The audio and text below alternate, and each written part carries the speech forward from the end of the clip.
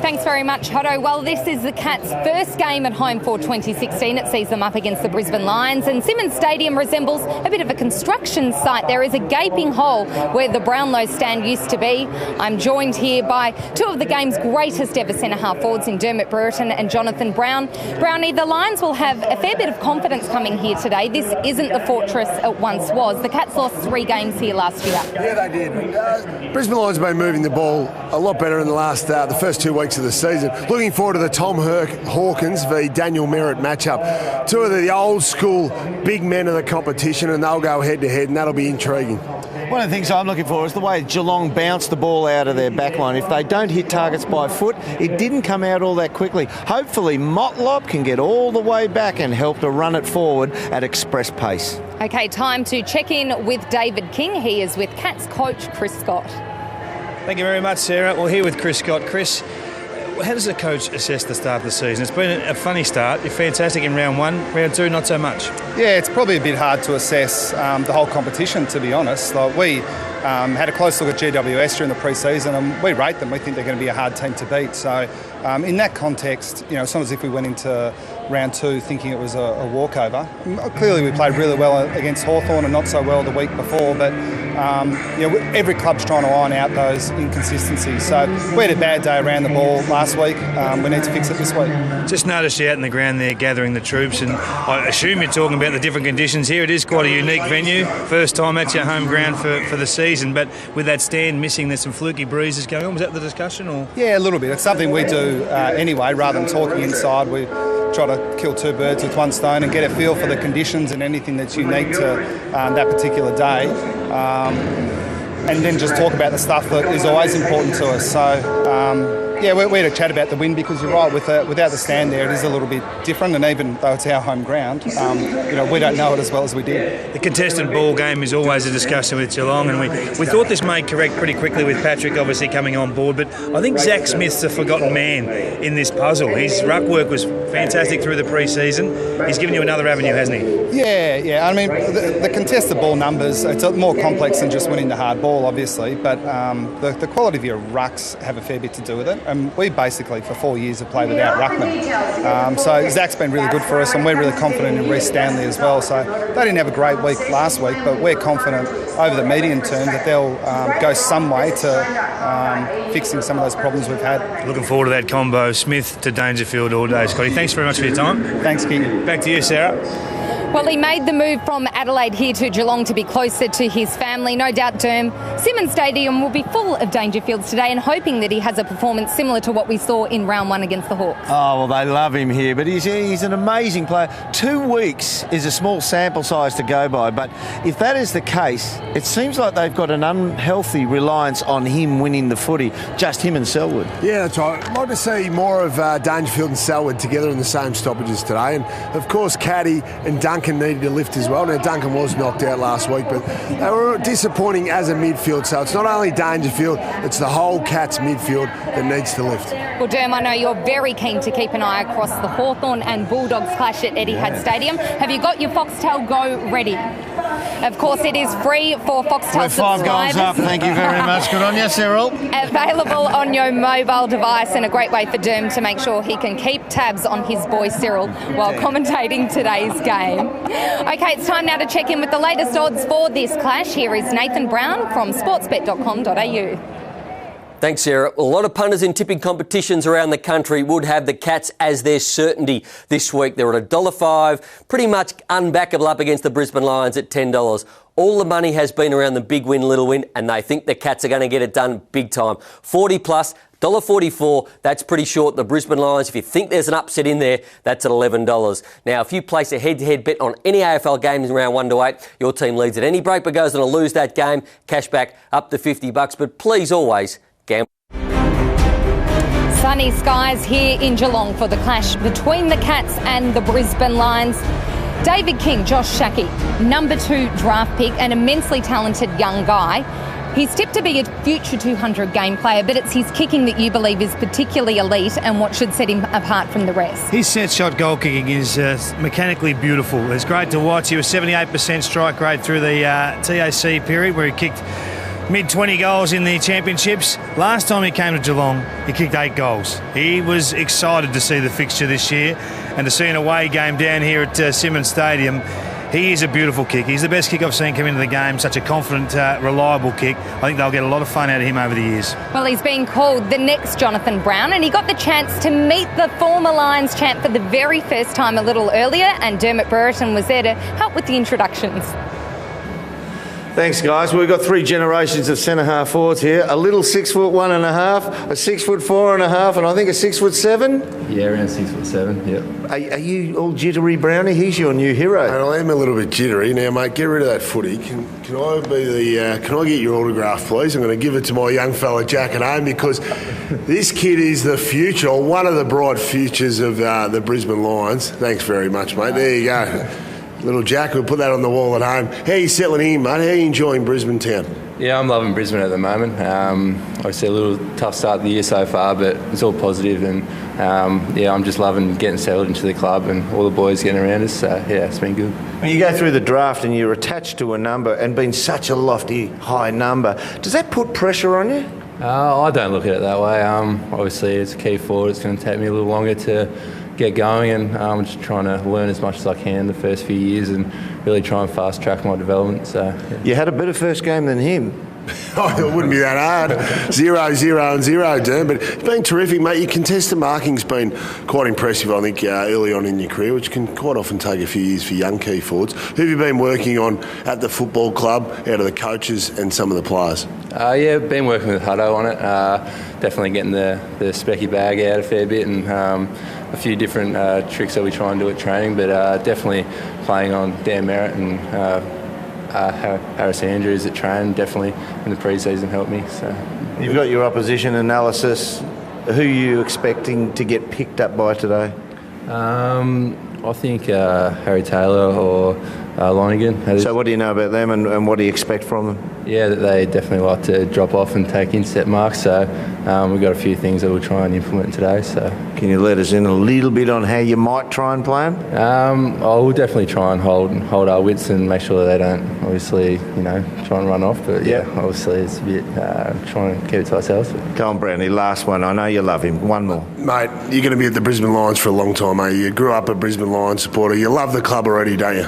Yeah, I love it. It's awesome. Hopefully many more years to come. So I'll have a chat to the boys. I think we'll get a 10-year contract in line for you. Look after him today and all the best. Yeah, thanks, Brownie. Cheers. Good luck, Lawrence. Back to you guys.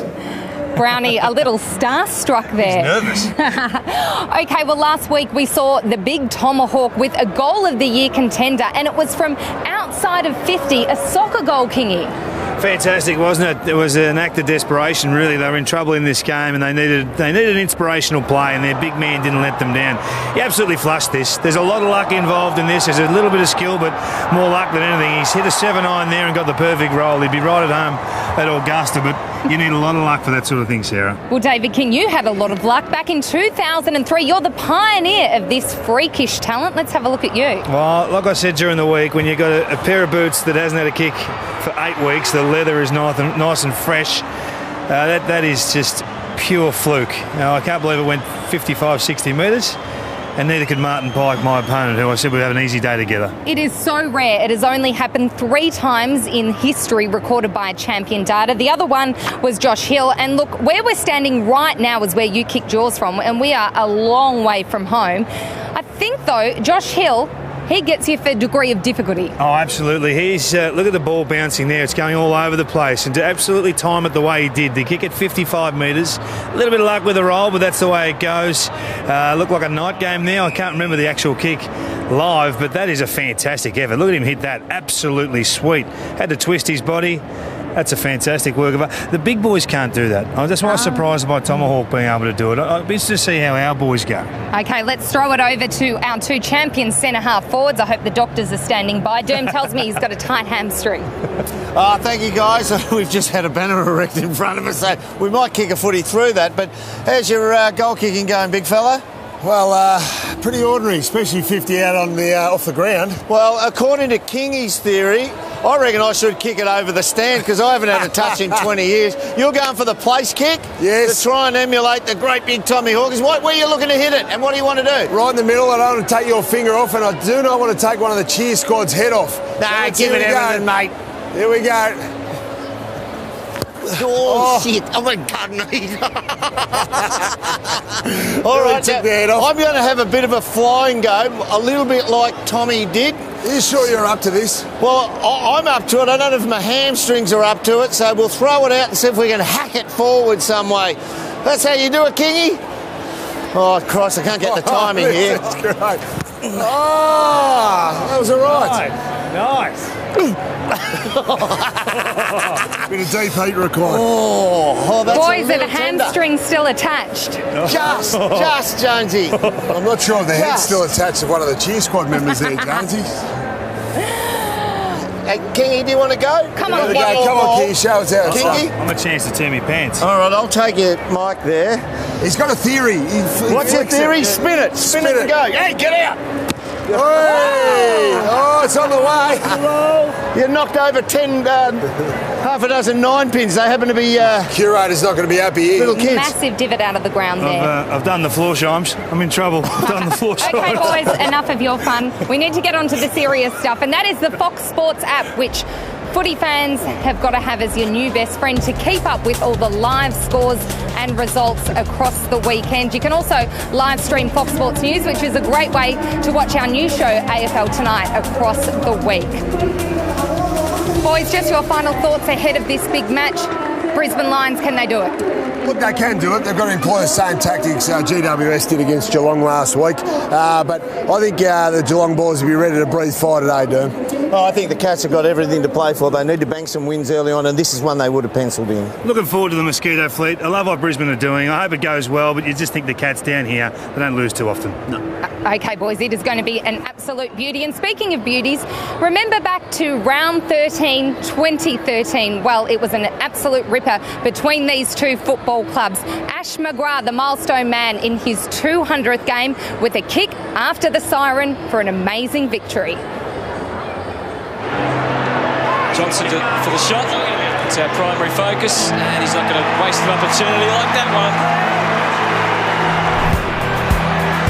Got through it right to Lyle Hanley. That's another. This is where the game's turned around. They march forward again. Maloney goes for broke and got it. Oh, what a kick! Thunder and lightning around the gather. Rich the target. Rich has got to get it. Daniel Rich turns, sets it to the top of the square. It goes on, and scores a level. He's got to get up, Babcock. Had to give to anybody. And Zorko got a mark and he's got it. The milestone man. A goal will give the Lions an incredible victory. It's on its way. It's there. The miracle on grass. The Brisbane Lions have kicked 8 goals in the last quarter, and at the 11th hour, they have won. Anything's possible after this.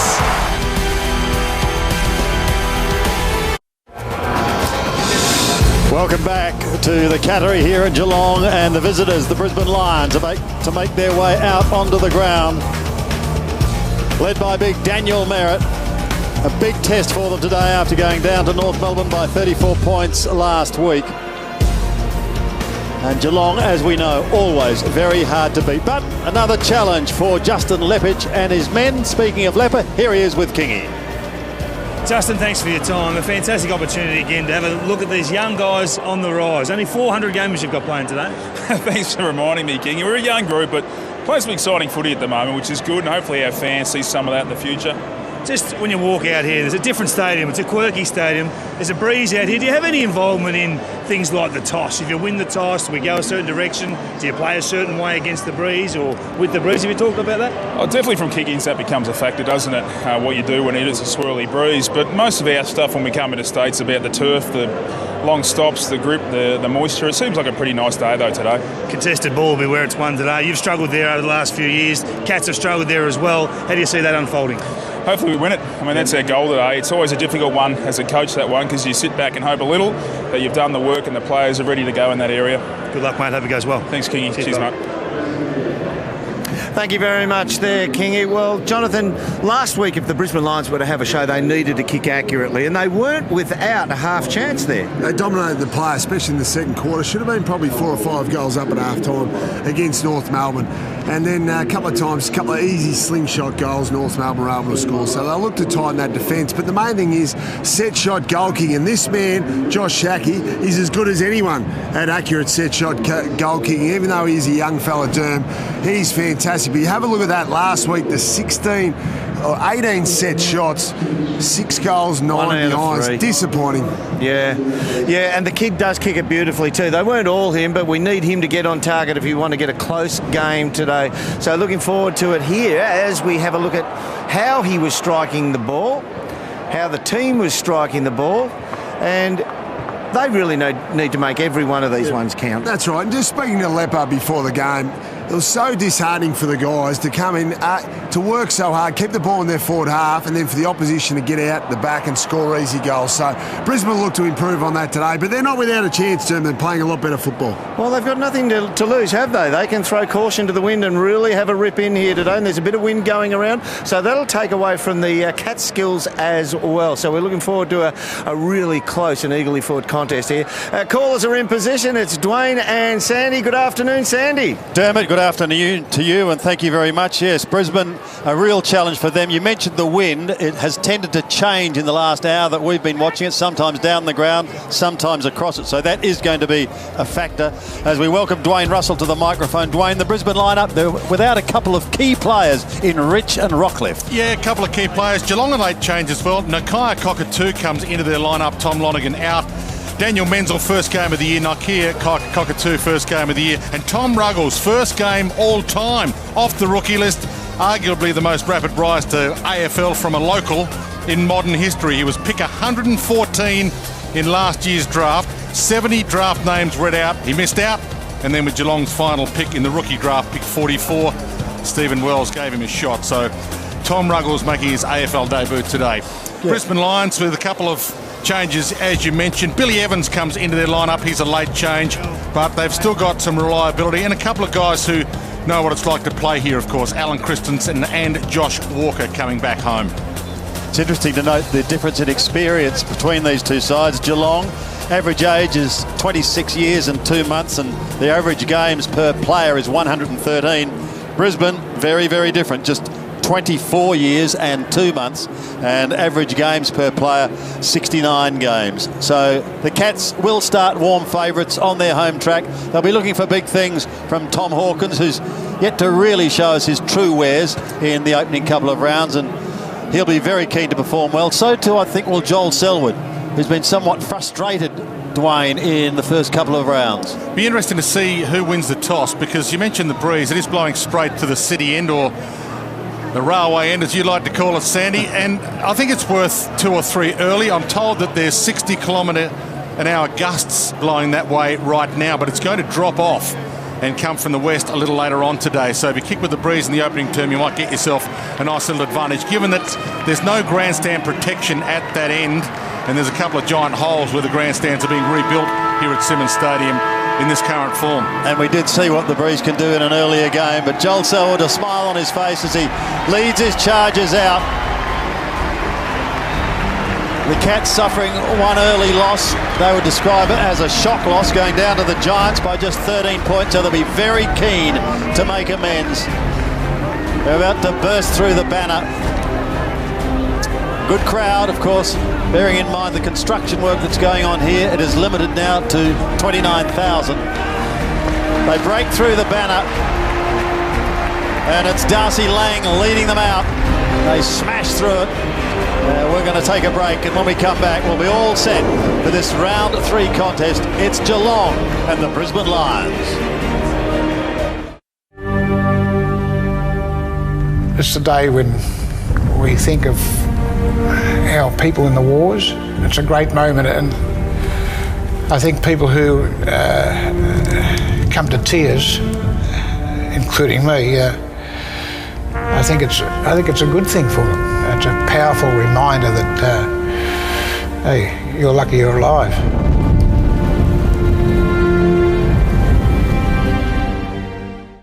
It's Sportsbet's AFL multi-special for the entire AFL season. Place a 5 or more leg multi, and if one leg fails, cash back up to $50. Make it a multi with Sportsbet.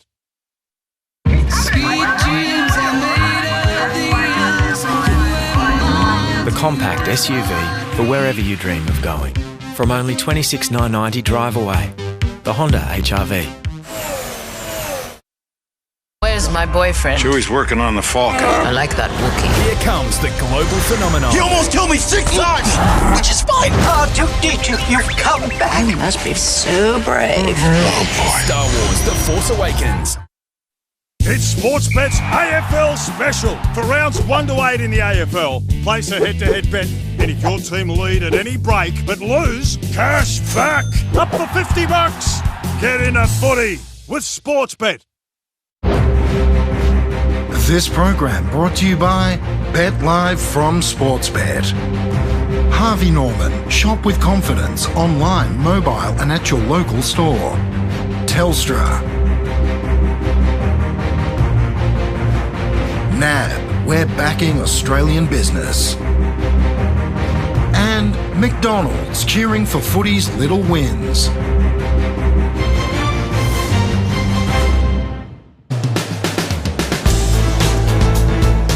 Sun's still shining here at Simmons Stadium, late afternoon. Still a bit breezy to the open end, the city end. So we'll keep an eye on this toss. First home game of the season here at Simmons Stadium for the Cats. They did play a home game at the MCG round 1. That was a win against the Hawks, but it's number 1 of their 8 Simmons Stadium home games for 2016. Looking for 9 Simmons Stadium home games when the redevelopment is completed. They're lobbying for the right to have home finals here as well against interstate clubs like Fremantle and the Gold Coast if they get there, in GWS. So all part of this place growing.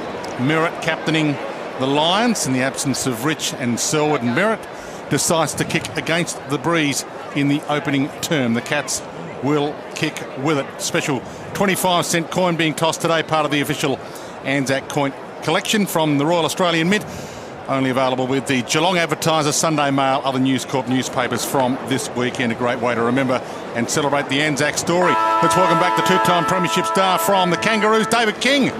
Hard to hear down here with that siren going, Dwayne, but the breeze you talked about isn't really favouring one end. It's more of a swirling breeze coming through from the commentary side of the ground, pushing across the far side. This is the biggest concern the Brisbane Lions have got. Their contested football has been a complete farce over the last 6 to 7 years, and again in year 16, you can see over the first 2 rounds have been minus 30 and 35 versus their direct opponents. Is it structural, is it speed, or is it attitude? You can see here Andrew Swallow, a clearance player, all by himself. 3 Lions players standing goal side. There's one to the Kangaroos. Same thing again here.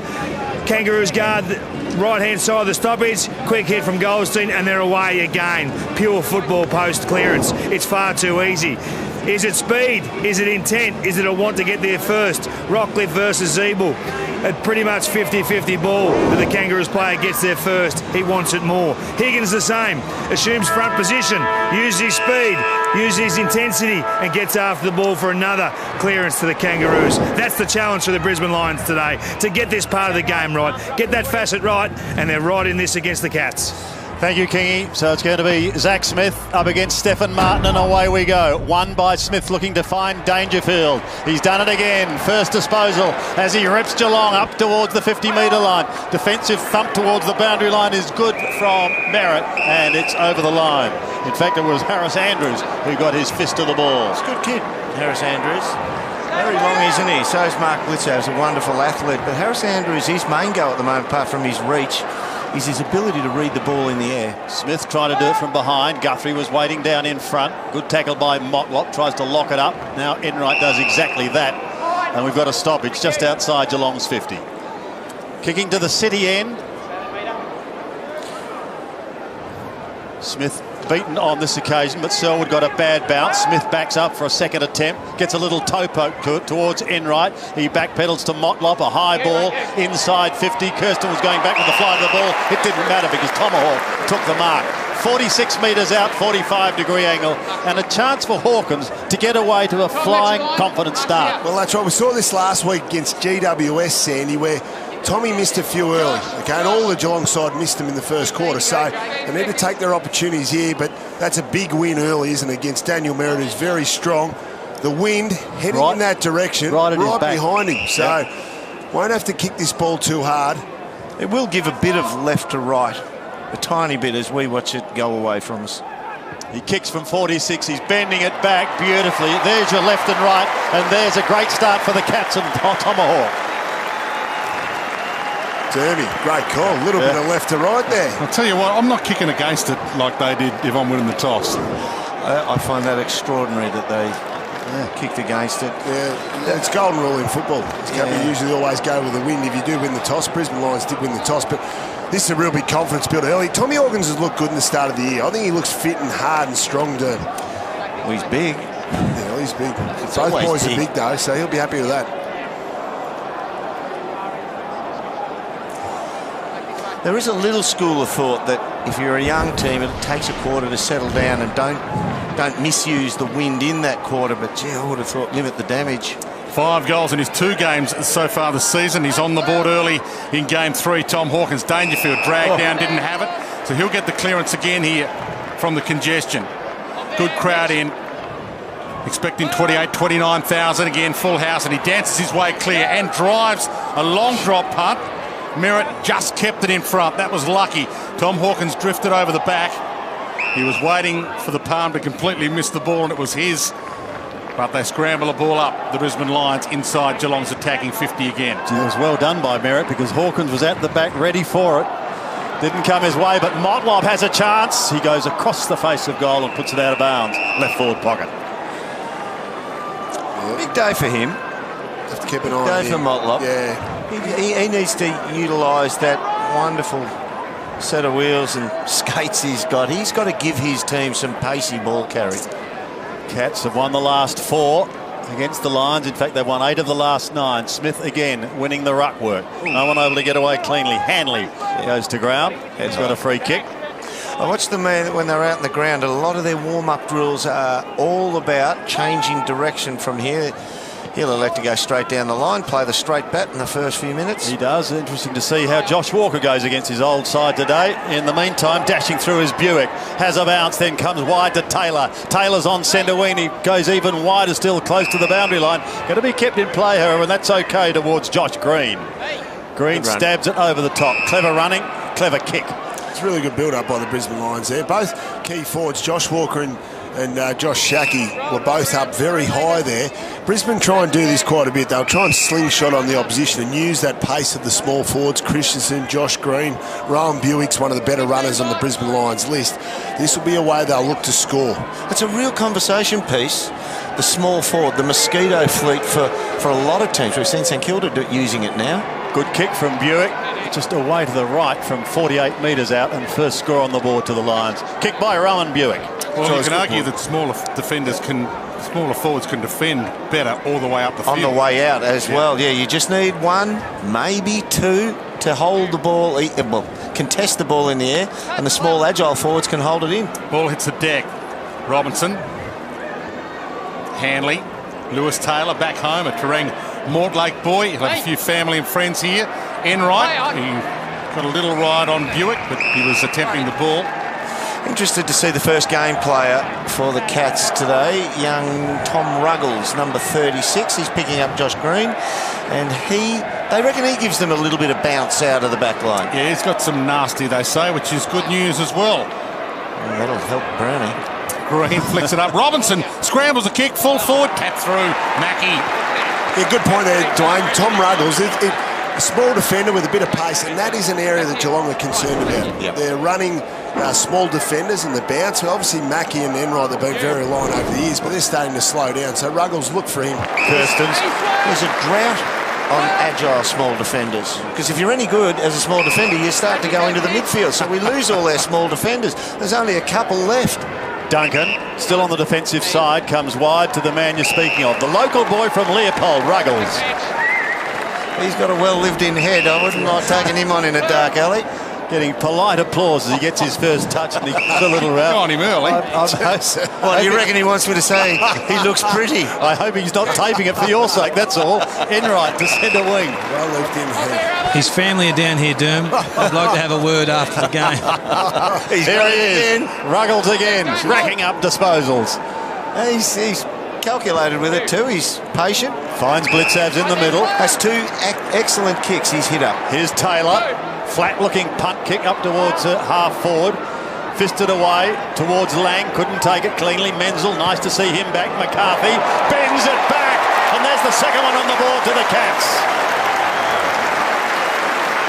Yeah, really well played there. We saw Daniel Menzel involved there. Darcy Gardner is playing him, but Menzel is came back into the lineup and was able to get that ball to the ground and get it through to McCarthy. We just see the play come through here. He's going to be one to really watch Menzel. He'll work him over. We'll see Shane Kirsten in the shot. It just gets over their head. Menzel's able to get involved here. He's a very clever player. See McCarthy. I really like McCarthy. He's a terrific young player for Geelong. They'd be very excited about his future. Spot on, Brownie. Failed to play a game last year. Had that foot surgery, but 5th year on the list. Didn't play a game in 2013 either, that navicular foot injury, so I think the Cats, if they can get some consistent footy out of him, think he might be one of the big improvers on their list. Caddy tries to get through, didn't, no high. Umpire obviously deemed he contributed to it being high, and we'll get a secondary ball up in the middle. Josh, that's our ready. Coming out here, guys. Still bright sunshine. Has threatened rain a couple of times today, but it didn't come. So still dry and almost perfect conditions for this afternoon. Cats could be up into the top 4 if they win this afternoon, of course, and the Brisbane Lions still searching for their first victory of 2016. Plenty of congestion around it. This is good. This is good sport for the Cats at the moment, and what I mean by that is it's tough. Brisbane aren't allowing it to get to the outside of the congestion 3 times in a row. So the Cats have really got to earn that contested footy. Bartel towards half forward. Martin was in front spot, couldn't take it. Duncan tried to sneak away. I want to pose a question about Mitch Duncan. I saw him out on the ground before, and he's obviously passed all the tests and the likes, but he just didn't look that sharp just with the incoming ball. Here's Bell. Getting the hand pass away. Hurried kick goes from Cutler towards centre wings, but it's going to be okay though. Bell followed it down, but had a fresh air. Mays used the body, couldn't take it cleanly. The door opens for Motlop and McCarthy again. Here they go. Duncan back to Motlop. McCarthy running with him. Tries to bend it back. It wasn't a well-directed kick, and Merritt is going to make them pay and tidy up as he gets it across to Gardner. They're out of trouble for the moment. Cut the angle really well there, Daniel Merritt. Read that the right foot was only coming into play from Motlop. Evans, the late inclusion to McStay. So Rich out, Evans in, Harry Andrews. Well, he allowed the tackler to take him out. That's deliberate. Now, he didn't go out, but he just soft-footed his way across the line after he was tackled. Just a little bit sloppy, the Brisbane Lions, with handballs there. Put Andrews into strife there. We saw Leicester's poor handball a minute ago, but at least the Lions are trying to play on and be fast-moving, be attacking. Good mark there by Gardner. Another boy back home. He'll be happy with a few family. Darcy Gardner, Queenscliff and St Joey's. Which was one of the #1 footy schools here for quite a while. Barry Stone and Cameron Ling, they just kept coming. Stay hugs the boundary. And again, they turn it over. Kirsten gets it up. Enright, Motlop, see if the delivery's better this time. Lace out to Hawkins from 50. So for his second. Clever kick. So the breeze again He'll have to start up left and let it feed back right. He should have the shoe in him to get the range. Clever kick, because had he gone, most players when they get that break forward to the centre, they think urgent, urgent, urgent, run to goals, kick it long to goals. 3 Brisbane players were leading the race back to the goal square, so he looked lower, looked short. Tom Hawkins knew that, doubled back at him. Check those flags shortly to show you exactly what that breeze is doing high. There it is. He starts it nicely, brings it back, and brings it back a little too far with that breeze, only a behind. He's pretty good normally from that distance too. He's a good long kick.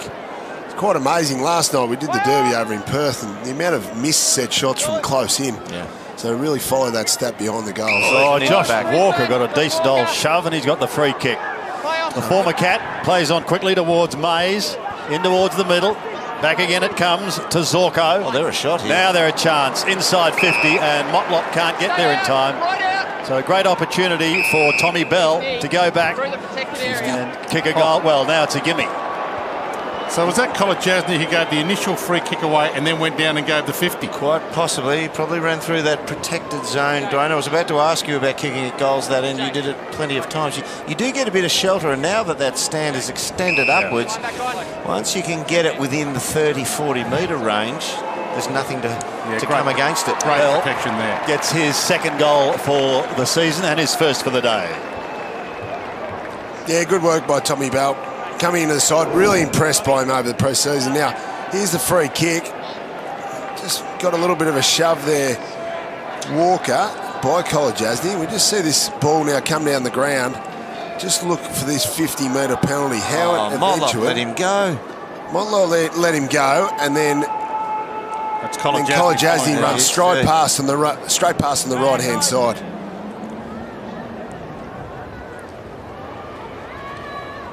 Look at Kolodjasny just coming into shot, not Andrew Mackie, but just after that, Kolodjasny came into shot, gave away the 50-metre penalty. Terribly disappointing how Mackie was shoulder to shoulder with Bell and just let him go. Robinson wins a clearance, slams it to Bell, and 50 metres out, takes on Kolodjasny, bends it around, not enough. Been really impressed with him in the Brisbane Lions. He was probably the fittest guy in the pre-season, coming up from Carlton, and he's a big, strong lad. There's a fair bit of him. Has he got a head that's been well lifted? Absolutely. After that comment, Taylor takes the kick in. He might be a bit big to actually call that one on. Towards Menzel. It's a big ask for Daniel Menzel. It goes over the back. He had to beat a couple. He couldn't, so he got to throw in on the wing. Good commitment. This is good. The Lions are up for it. They're into the breeze at the moment. They're down by 4 points, but they're quite committed. Stanley doing the ruck work up against Martin. No one decisive. Trying to get through was Blitzavs. Gave a little toe poke. Now the umpire's found a free kick. It's going to come back. It's going to go to Mitch Robinson. Speaking of well-lived-in heads. Yes, off to Hanley. Pierce is away. Putting the Lions inside 50 once again. They need a mark, but they're not going to get it. It's going to be Taylor who gives it to Enright, who started really well. Away they go through Mackie, up towards Duncan. He was intercepted, Herbert. It comes to Robinson. Over the top he goes. Lions are settling down now. The hurried kick was by Harwood. It goes wide, and a chance for the Cats to come back in again. The skills have just let them down a little bit, the Brisbane Lions, but they are trying to play attacking football, which gives them a chance to score.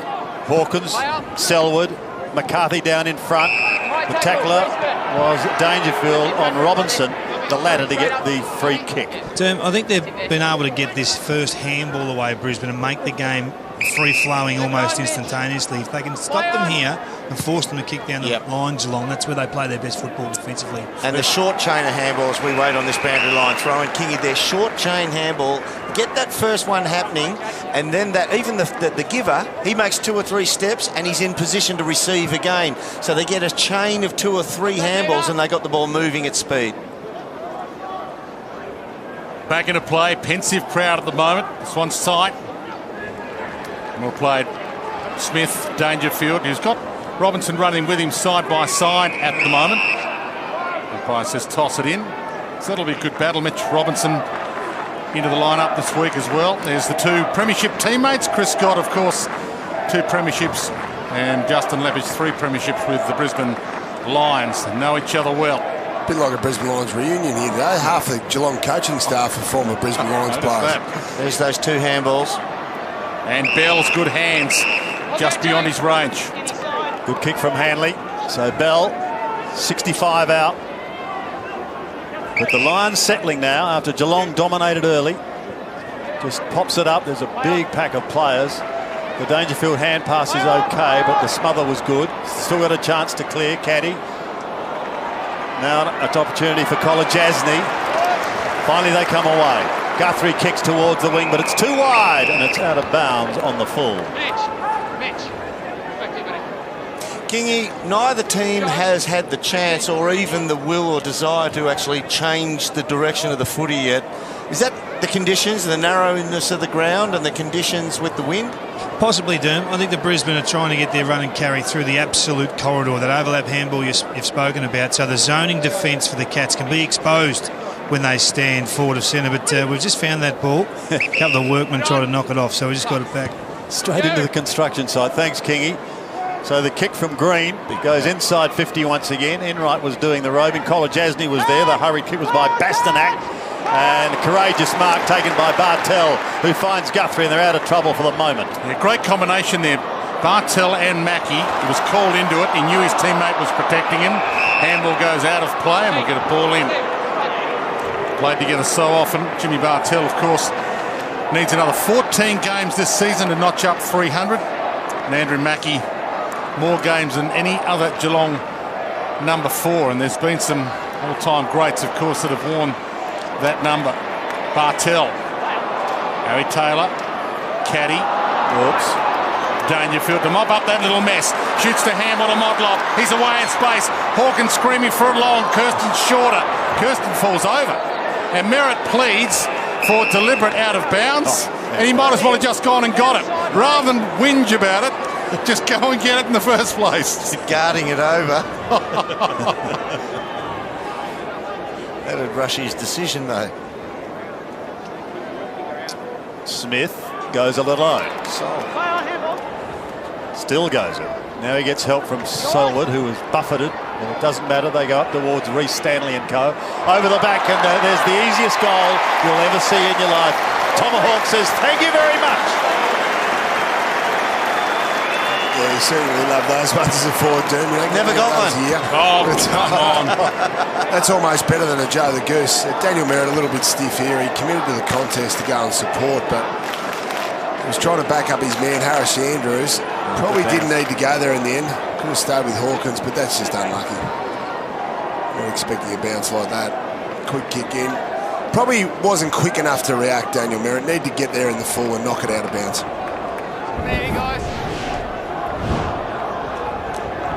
Good start for the big Tomahawk. He's on the board early. It's going to be hard to contain now. A couple of goals early on. Zach Smith up against Martin. Got a good piece of it. Dangerfield likewise. Blitzarves, 4th man up. Ping pongs to Bartel. Back to Smith. Back to Bartel. Back to Smith. Oops. It's ugly, but is it going to be effective? They might get the clearance eventually. Jimmy Bartel caught. Good tackle by Green. Umpire said it was a legal handball and they'll have to do it all again, but this time with a bit more congestion. There's the Blitzarves punch. Over to Selwood, over to Bartel. Plenty of experience there as Motlop now is away. Puts it out in front of Selwood. He's going to get claimed. He does, and they're going to turn it over here. A chance now for Zorko. Played every game last year. One of only a handful for the Lions. There's Shaki. He's going to be paid. He is. Well done. That's his style of game. He's a lead up forward. Really strong hands. Now let's see what he can do. He's 70 metres from home. He just pops it up to the top of the square. Guthrie's in front spot. Couldn't take the mark. Snap off the ground is wide by Bell and through for one behind. Selwood still in the same spot as where he was tossed in that tackle. He's just might have just, what do you call it, like a little rick. Watch his neck, whether he gets whiplash here. Yeah, he's just sort of motioning and moving his head around to loosen his neck. He does it tough, doesn't he? Good kick in, and one of their recruits, Lockie Henderson, makes an impact and gets himself a 50. Brisbane just got to be careful of this.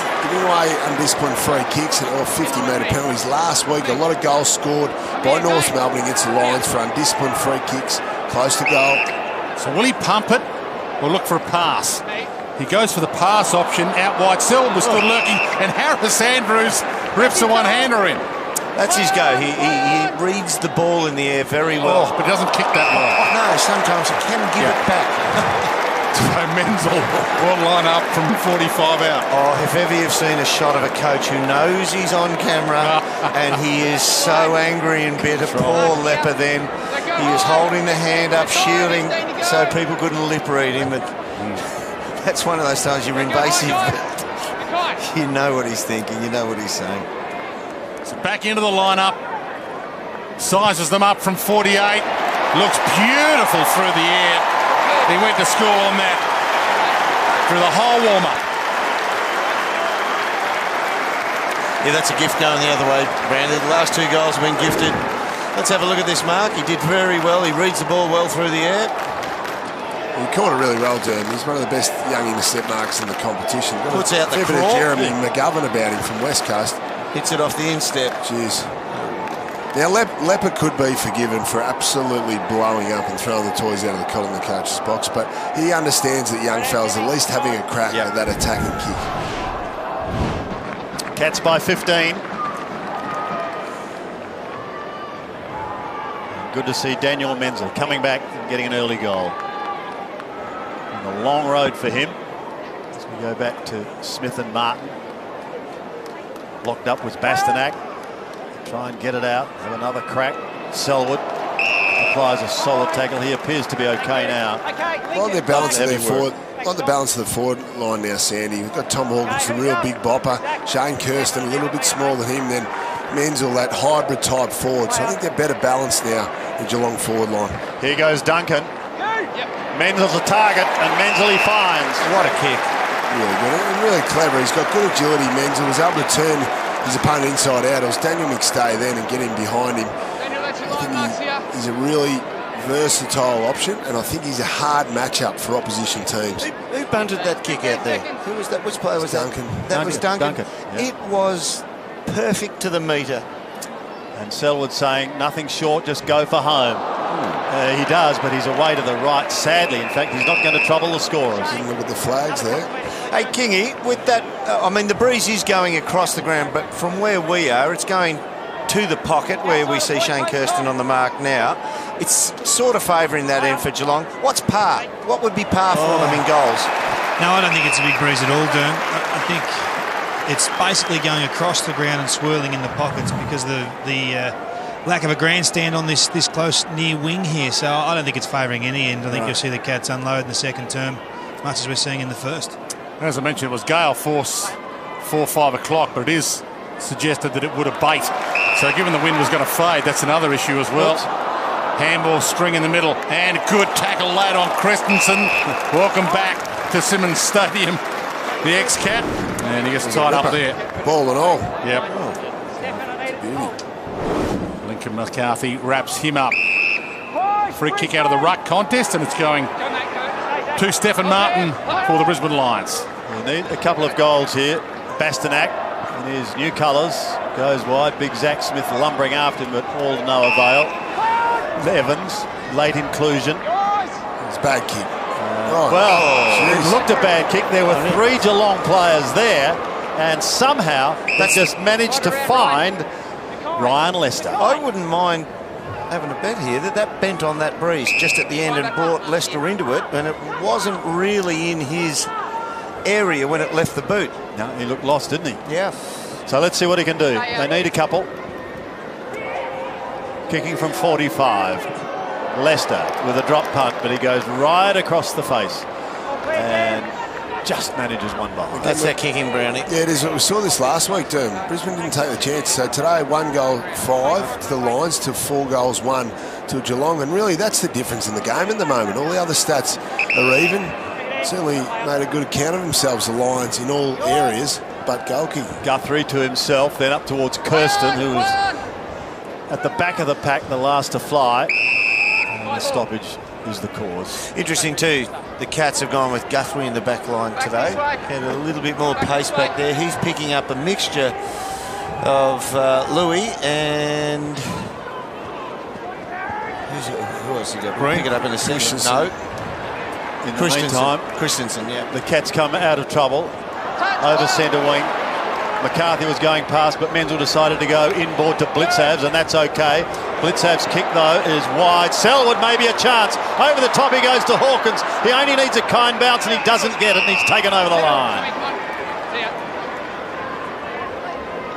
It's where Brisbane got hurt last week a couple of times, just the easy slingshots over the top. So just need to organise themselves a little bit better. Very reliant on Daniel Merritt's direction. Fix that up. Stanley doing the ruck work. Martin against him. Selwood buffeted high. Umpire said no.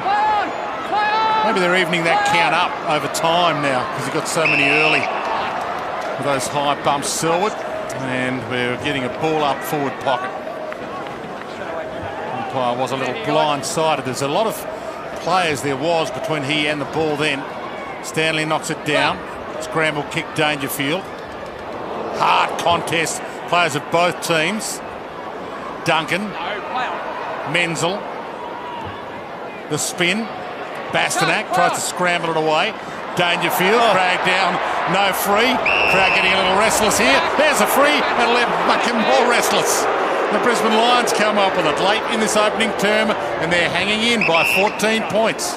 Just under 4 minutes remaining. As we said, 14 points the margin to centre wing. Shackey was there, but it's fisted away from him. Close to the boundary line. Selwood gives it up to Guthrie. He's away.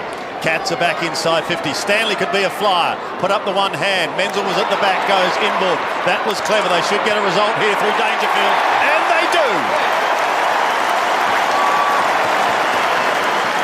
Dangerfield gets his first in his first home game on his new ground. Kept the ball alive, Brownie. They did. They kept it alive. They're disappointed with that. Dangerfield was allowed to wander inside 50. Unaccounted for, really, here, Durham. You see Ryan Lester, who should have been keeping an eye on Dangerfield back on the inside. You see Ryan Lester there, number 35 for the Lions. He only notices Dangerfield late. He needs to have better awareness than that.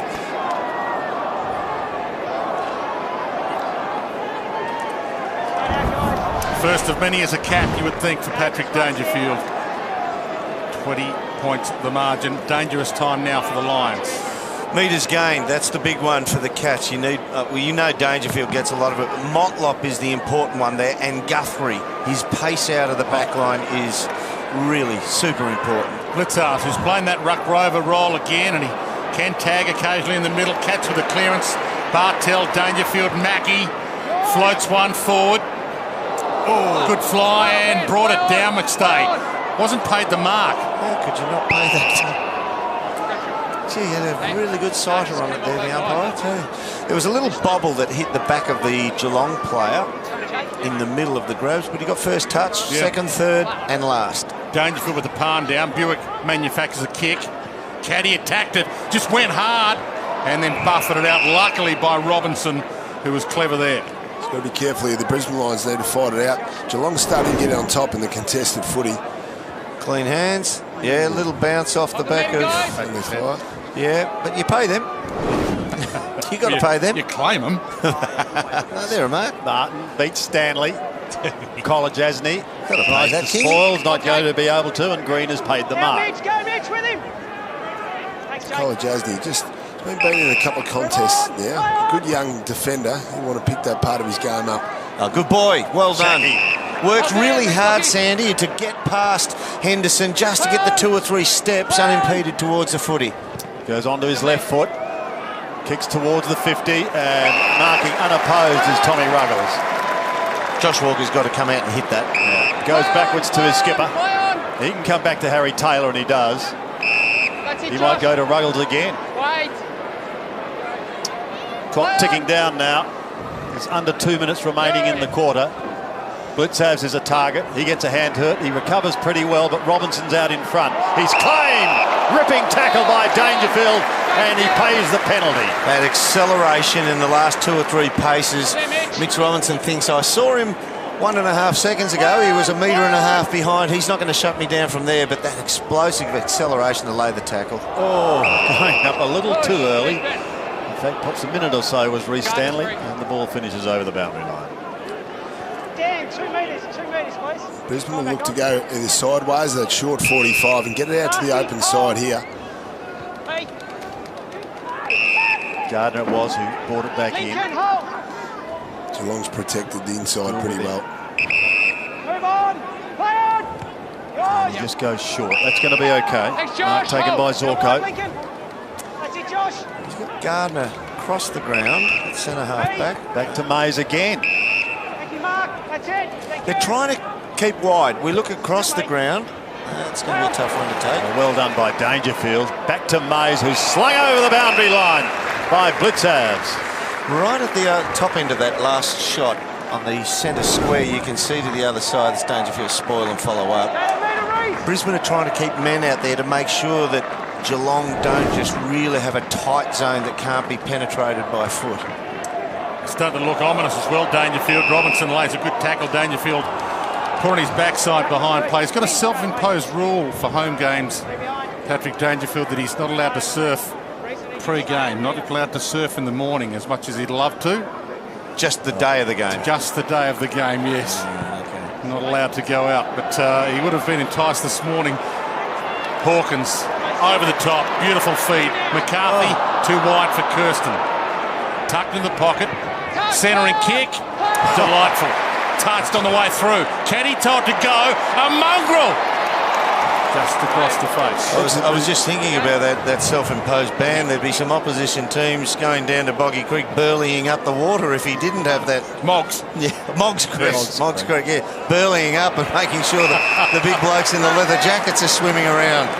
Now, Dangerfield probably doesn't realise there's barely 2 seconds left. In fact, there isn't. He's got a fair idea now, Sandy. I think he has. He's 57 metres he's going to kick from. So a lot of the midfielders in this day and age are really leaning up to him. But Patrick Dangerfield, he's probably the biggest mid you see. He's like an old school Michael Voss, Nathan Buckley type midfielder, isn't he? Geez, it's really blowing up now, the wind. Well, it's right behind him. He's just got to go the direction of the flags and get the distance. And get the distance, and he does! What a goal by Patrick Dangerfield after the siren. He's got his second, a sensational kick, and the Cats have kicked away to lead 38-11.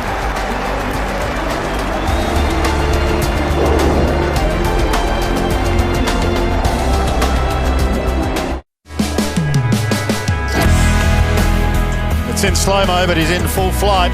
And that is a wonderful kick for goal. He's got this 2 or 3 goal breeze at his back, but that's a good 65-metre kick.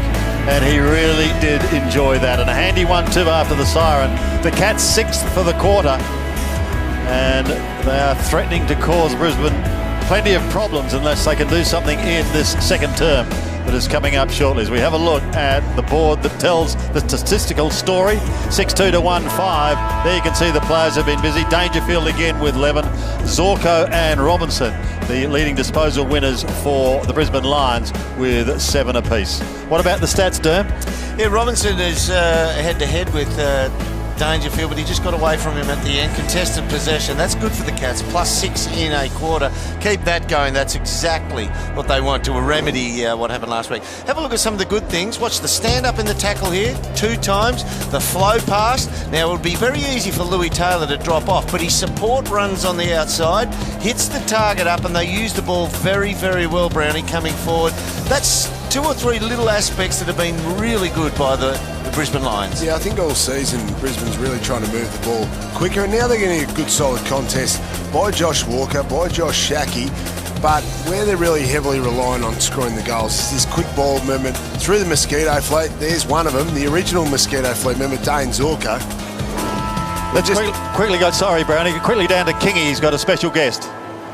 Matty, they pose a different challenge at you when they run at you like that, the Brisbane Lions. They're a different sort of organisation. How about your back 6? How do you instruct them to play when that's the they've case? started okay. They're programmed to run it through the middle of the ground. Our pressure around the footy's been pretty good, and we're looking dangerous going forward, but pretty good start, Key. Fair start. Paddy Dangerfield as well, mate. He goes all right, mate. It's pretty good. Give back up. Good on you, Key. See you, mate. One of the superstars of the days gone by, Matthew Scarlett. Great to have a chat to him back doing some coaching. Second term underway. Stanley got the knockdown. Hanley backs into a tackle. Had to back out with a handball that Menzel traps. Robinson drags him down. Didn't have it. Free kick. Cats will get an early inside 50. Looking at his back and obviously assumed he had it in his grasp. Stanley's out wide. It's in his direction. Floats in. Hands on it. Selwood off hands. Hawkins over the top. Easy start to the second, and the Hawks got 3. He's had a couple of easy ones here. He's looked sharp, Tommy, but you don't mind filling your bag. A couple of nice easy ones. Just see the original 3 now. Probably hung on to Menzel a little bit too long. Brisbane's got to be careful giving too many free kicks away. And see Daniel Merritt just commits there. He's got to be careful. It's twice in a row now that Daniel Merritt has committed to a contest, hasn't made the contest, and Hawkins waits out the back and scores the easy goal. Threatening signs as far as Brisbane is concerned in the opening 30 seconds of this second quarter.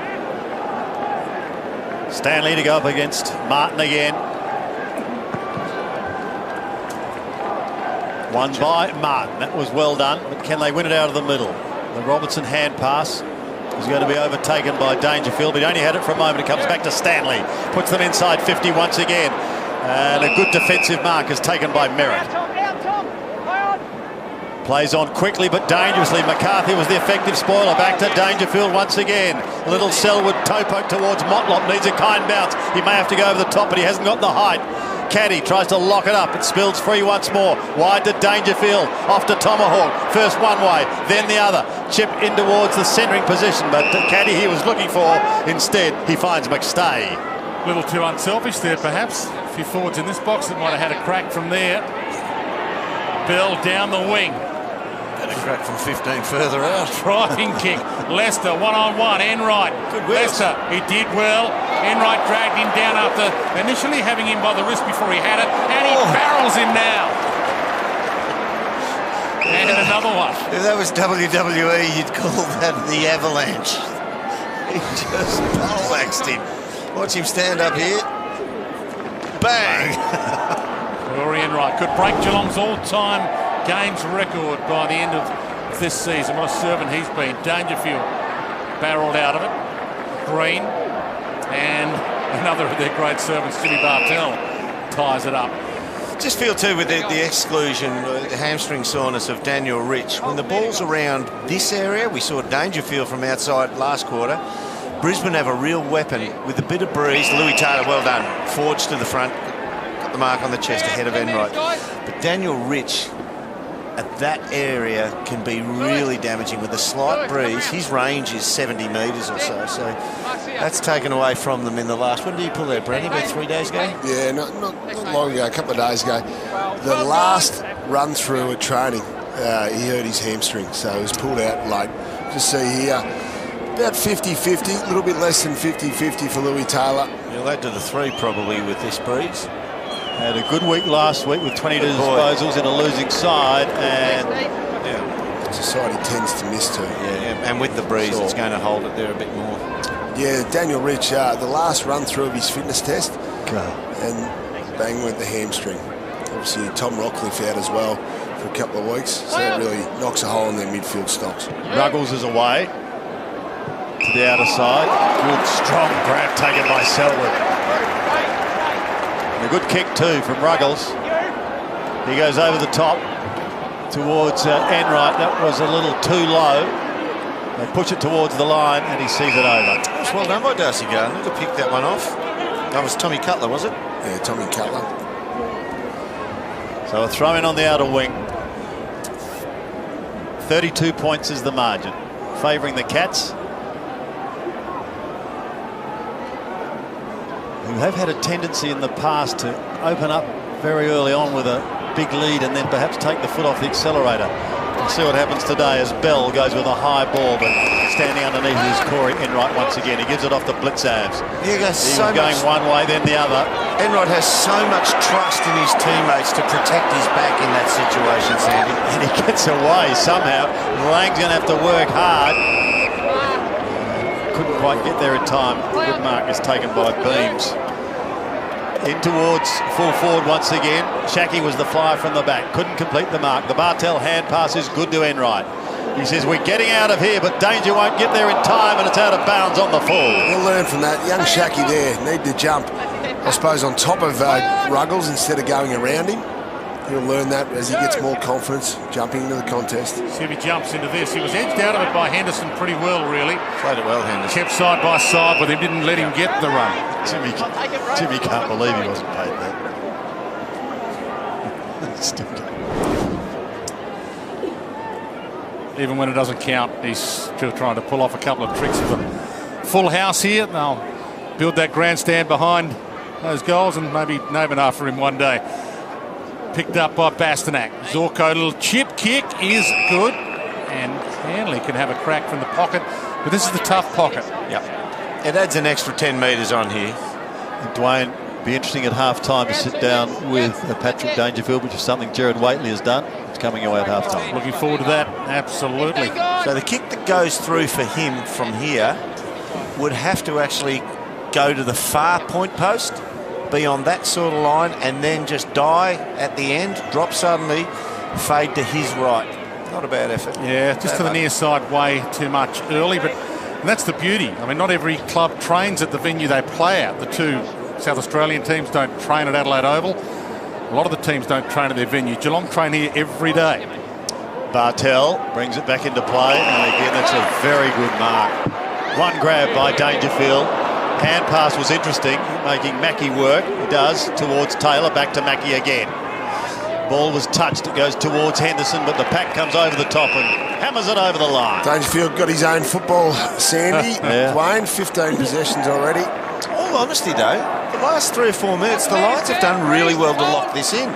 They're not hitting the scoreboard, they've kicked a couple of points, but Geelong are unable to get it past 20 metres past the outward 50. They've only had one less. Same again. Well, play on advantage. Yeah, Martin was free kick. Mays goes in towards full forward, chopped off by Ruggles. He's looking impressive, Ruggles. Yeah. Comes back towards Caddy. Similar to the loss of Jackson Thurlow. They're looking for that another running key defender to come in and make it his own. And Tom Ruggles, the opportunity's there for him. Short to Blitzavs. And easier to bring in a 23-year-old who understands footy, been around for a while, maybe to teach him a game plan than a 19-year-old. Yeah, really good point. Been around the club for a while. He'd understand the system. The reigning club champion goes down the line towards centre wing. Hawkins was the fly, and he's the first to recover. Shrugs the tackle but loses the footy. Tries to regain it. Can't get it back. And now it's a chance for Mitch Duncan through heavy traffic. In fact, kicks into the man on the mark. Lions showing plenty of determination at the moment. They've just got to try and convert on the scoreboard. Bell goes out of the air. Henderson couldn't take the mark. Shackey's in trouble. Slung in a 360. Enright lost it. Regains it. And they should get out of trouble through Mackie. Telepathy again. Mackie and Enright. Guthrie behind play. Umpire said it was a free. And he said play on advantage and it was disadvantage. That was an interesting call. The ball was almost in the air. I thought he may have called that back to one. Yeah, the ball was in the air when he said advantage, but fortune favours the Lions here and they need a break. Here's the man who's back home. Josh Walker, slot one, where he played for 4 years here in Geelong. His grandfather, Peter Walker, premiership player for this club. This is a huge kick for their momentum. If anybody knows what the Breeze might do here, it's him. Cats traded a 3rd round pick for him, which they can use next season, so it's a future draft pick. And that's pretty ugly. Just didn't hit it right. Yeah, he's very accurate for that area. Normally. Just want to pose this question again. And we've all, I'm not so sure about you, Sandy, but we've all been knocked out at some stage during our footy careers, and you think you're fine when you come back the next week and they give you the test and you're going okay, but you never play a good one. Mitch Duncan's timing is off. He's been slung in tackles twice already because he's slow to get rid of the ball. He's kicked into the man 1 metre ahead of him on his last play. He's had 7 possessions. Great mark. And operating at 40%. He is slow with his reactions at the moment. Probably worth just monitoring that a little bit more. That's a really good grab. Well, sometimes you do computer tests, concussion tests during the week as much as you like, but you don't really know until you get back into game intensity again. So, second opportunity for Josh Walker. Closer. Hit it sweet. 45-degree angle. Yeah, he's not making a strike. He's not even going to trouble the scores on that occasion, so frustrating minute or so. Yeah, the one thing you look for is key 40. If you have a bad miss like you did a minute ago, when you get the ball back within the next minute or two, you go, oh, beauty, I can make up for a turn, but certainly hasn't made up for it. It's got worse for him there. Ruggles to Mackie, stands his ground and takes a courageous mark. So the scoreboard tells it. Oh, he's bleeding, Mackie. He is too. You look at the scoreboard though, 7-2 to 1 goal 8. The game's been a lot closer out on the field, but on the scoreboard though. So he can't be allowed to have this kick, surely. Yeah. It's interesting because it's a disadvantages the Cats, of course. No 50, so the spoil was deemed to be fair in the circumstance. No 50 given. Andrew was just asking to the umpire, how did that happen? Yeah. It is worthy of a 50-metre penalty. Seen a couple of those, Kingy, this year where the player, it's dodgy whether you think he's going for the Sharon or not, or just to make him earn it. Dodgy, eh? Depends. we generally go to Derm on these ones. Yeah, that's right. Depends on the history of that player. Can't bring up your priors, Derm, when we're trying to hang you for an individual one. Selwood gets called to go. Drives it long. Cockatoo in the middle, couldn't really get there in the end, and the mark the drift into Robinson. It's poor handball though to put him on the back foot of his teammate. He just wanted to get it moving and understand that, but still put it to advantage. Might still get out of it, although it's tapped away by Lang, and the Cats have an open paddock ahead. They can't go the long bomb. Merritt's waiting for it. Menzel might have to go all the way himself. Gets the protection, has a bounce, sees the options. Kirsten says, keep going, son, and he blows it. It's interesting. Daniel Merritt stayed back as almost the gatekeeper, so they couldn't go past him. They put Menzel into two minds. Be disappointed with that finish, though. Coast to coast. So Merritt brings it back into play. Walker's a target. Kyle Chesney comes over the top, finds the boundary line. Interesting discussion point that, I reckon, Brownie, because I think Daniel Merritt had to come. He had to come at him and force him into a skill, whether he run around Daniel Merritt or have the shot from 55. He had to force him into a tougher skill than what looked likely. Martin uses strength to get front spot. Enright, his hand pass was a little loose. Bean opens the door perhaps for the Lions. I'll get another opportunity. Beans was a target again, but they couldn't find him. Eventually getting it out was Zorko. They work towards the wing. Selwood wants a free kick. So just elaborating there on the played on there, we'll get back to Kingy's question just before, why Daniel Merritt is staying back is because of the easy slingshot goals Brisbane have had against them in the first 2 weeks. So I think they're just trying to protect their back half a little bit more by keeping Merritt back. Guthrie goes wide to Henderson. Henderson will drift in towards the pocket. Menzel's got it at the second bounce. Gives it off to Bartel from a standing start. In towards full forward. Kirsten got back. Couldn't do anything with it. Also there was Daniel McStay. Under behind is the end result. I always found the backmen who were ahead of the footy like that, as you were running in to kick an open goal, the ones that made you think, right, now they're coming at me, and then they withdraw, then they hesitate, and then they put you in two minds. They're the clever ones who used to do that. And I think Kingy was talking about exactly that. At least put some sort of decision-making process in the mind earlier than he did there. Duncan did well there, got a fist on it, kept it in the area. Scrambled clear, that's probably going to be deliberate. No, it can't be. Interpretation. How can that be deliberate, though, when that's a miss kick? Well, I don't understand. I think he had a better opportunity to keep it central rather than angle it so badly, Brown. I disagree. I think he was going for that contest at least. So Smith forward, ball off hands. Robinson off heads. The ricochet. Hanley caught. Splendid tackle by Lang. Crowd finding some voice. Stanley finds the Sharon. Enright, Guthrie. They've got the numbers, the Cats. Smith looks up. Who does he want? Blitzards. Stanley's gone out there. And on the left, he's a delightful user of the ball for a guy who could be in Rio in 4 months. He was a steeplechaser athlete. Decathlete I mean, to bring him in as a ruck rover, not even as a ruckman, or to tag, phenomenal skills. In Dangerfield could be as well. You could find an event for Dangerfield, surely, with his explosive power. Lockie Henderson. He's got one for the Cats yet? No, he has. You've got all the stats.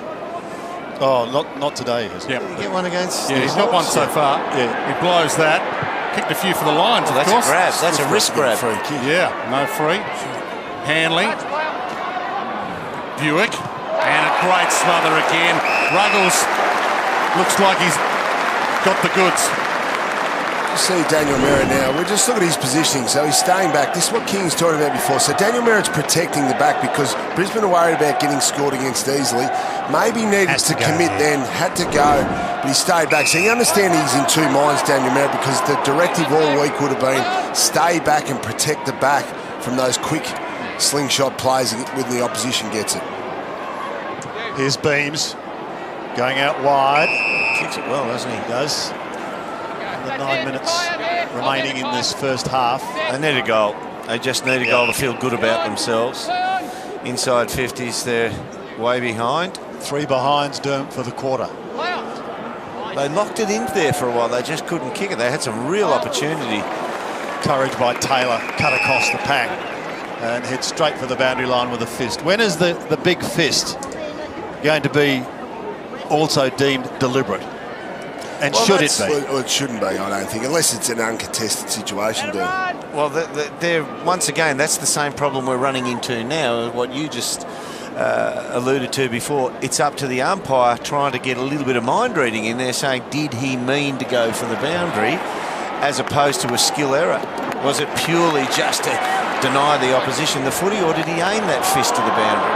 Dangerfield's kick is going to be cut off by Merritt. They may get out of this from Harwood, but they're under the pump, there's no doubt about that. It goes wide towards McStay. He comes back in towards the middle. Kick's got to be good here. Enright intercepts. Ball spills free out the back. Blitzarves will be first to it. No, the big man lumbers and he leaves it for Henderson, who's in trouble. He goes towards Lang. Lang gets claimed, gets it back. Blitzarves again. He's going to go backwards, now goes forward, and that's good because he's finding Mitch Duncan. Thought about Guthrie going past. Could have gone into the middle and eventually does decide upon Guthrie. He's still outside 50. He kicks long and high to the top of the square. There's a big pack of players. No one able to complete the mark. It comes down Selwood. Gets it out. A hurried snap and there's another one to the Cats. Just doing it too easily. Blitzarves gets his first. The reigning club champion who played every game last year. And the Cats kick further away. Yeah, all the Brisbane midfielders and defenders get drawn to the contest here, drawn to the full ball. You see Blitzarves waits out. Mitch Robinson commits, leaves Blitzarves out the back. That's an easy goal. A bad mistake by Brisbane, but good play by Blitzarves. He's become a really smart footballer now. We know he's got great endurance, but he's got good football sense now. Didn't play a game of football between the age of 14 and 19. 19? Yes. It's an amazing effort. It is, isn't it? Gee, but to have his footy intel where it is now, it's extraordinary for someone who's missed 5 years. Stephen Wells has done it again. Kirsten gathers and thumps it. 2 on 2. Hawkins gets there late. Harris Andrews with a fist, but it's into the danger zone. Robinson. Bastanak. Short pass is good to Bell. They get out of trouble. He's predominantly just been used in the opening couple of weeks, Brownie, as a lead-up forward. Big Tom. Is there a chance he'll go onto the ball and throw his weight around? Yeah, well, I think, Tommy, that's what they want to use him for. But they're happy with the Mosquito fleet at the moment. But you'd expect that would happen. No Beams, no Rich, no Rockcliffe. Green takes off and he hits Lewis Taylor late out. Louis thinks he might be beyond his range, but he's got a crack here to keep this contest alive. What about that? Because the Lions have got the ball, the crowd is silent. You can actually hear the Lions players talking to each other from here. There you go. Not a lot of Lions fans in the house, probably. 29,000 Cat fans are here. They've packed the place out again. Hit it sweet. Good kick. Western District boys should know how the breeze is blowing today. And he slots it. Yeah, well done there by Louis Taylor. He would have played a fair bit of junior rep footy here, I would have thought. You're a Falcons boy. Yeah, Falcons boy. Played a lot around town and played a lot of my rep football here, and one of the great grounds. Played a lot of cricket here too. before they took the cricket pitch out of the centre of the ground and put it over the back of the grandstand. This is a good effort by Louis Taylor. He started the year off quite well. Had some criticism for not getting enough metres gains with his kicking, but plenty of metres gained there. So back in the middle, the first goal for the quarter for the Lions. Zach Smith. And Martin, who's barely had a spell. Off the head almost of Mitch Robinson, and he piles in again. Can't get it out. It belongs to Dangerfield. He gets away from McCarthy. He wants Motlop if it sits for him. It doesn't. There's been a whistle. It's coming back anyway. McCarthy's got a free kick. It's been dangerous today. 50-metre penalty. Did he mean it? Well, it doesn't really matter when you're throwing it back. If it doesn't go, it doesn't go. So last week Brisbane had 5 goals directly from free kicks. Discipline, yeah, I know. Obviously that was a mistake, but still, that's 50. That is the game. That's the game in a nutshell, Brownie. They're kicking in the front half's been a bit like that, and they've moved it down the ground. King, it's an interesting point. Brisbane have been the most penalised side clearly in the last 5 years, so there's certainly a discipline problem there and a technique problem, but that's unforgivable. There's certain elements of our game where the umpire invokes the leniency. I feel sorry for you rule. There's McCarthy, bang, straight through that middle. And the quick answer, well, it couldn't have come any quicker. No, but Justin Lepage spoke about this during the week. It is ridiculous. The free kicks the Brisbane Lions players are giving away and resulting in goals, that is a lack of care. It's ironic because Chris Scott said the same to Geelong. They've given away last week, too many as well. But I reckon that's stiff. We have umpiring decisions that are based on I feel sorry for you. Umpire calls touched ball and a bloke claims the mark and then he gets taken into tackle. He says, no, give it to me, I'll ball it up. He didn't hear the touch call. Excellent crowd here at Geelong. A maximum of 29,000 while the construction work is being done. But the good news is we're in round 3 as we go to the bounce once again. Smith got it down towards Caddy. He's claimed by Bastanak. We've hit the $1 million crowd number already in round 3. It was to a family of 4, Dorothy, Richard and their children Jessica and Jake. Congratulations to you. You've won a family membership and a prize pack, and the good news is people are coming to the footy in droves. Menzel went up high but all too early and has given away a free kick. And that's one of the reasons they're coming, to see spectacular leaps like that out wide, and the mark is taken here by Leicester. Drives it long. They've got some numbers forward of the ball. Shackey had hands on it again. McStay's gone McStay forward. was also there. Green picks it up. Robinson, Harwood, short to Bell, who normally uses it well. Shackey's calling for it long. He's got McStay who's floated forward by himself. And it goes to McStay over the back. If it bounces, horrendous bounce. Wasn't urgent enough. No, he wasn't. He waited and he paid the penalty. And that's an area of game just needs to get better at. His 100% consistency, I suppose, with his urgency when he does lead of the football. He was on his own then. Should have been screaming for people to get out of his way and really charging into that open space. Big pack around it. Big 4.5 minutes coming up here for the Lions. If they can steal 1 or 2, keep their chances alive, and holding the ball against Bell. And it'll be Duncan's free kick in the back pocket, and he's starting to find it a little more at least. Goes short to Motlop. Tell you what Geelong supporters would be excited about. Dangerfield, 18 disposals, 4 clearances. Joel Selwood, 17 disposals, 4 clearances. That's very good news, isn't it? After a relatively quiet week last week from the Danger Man. You certainly want to see them working together in tandem. They'll get the best out of each other. If they're in the midfield a lot together, you'll see those numbers a hell of a lot during the year. Once again, a good lock-in by Brisbane. They dispossessed Geelong of the footy. Able to pump it forward. Zach Smith couldn't get a clean run at it. Here's Bell again. Eludes one, kicks high. It's a half Pretty shot. good looking kick that. And I reckon he's got it. He has. So Bell gets his second. And just the second for Brisbane in this second quarter.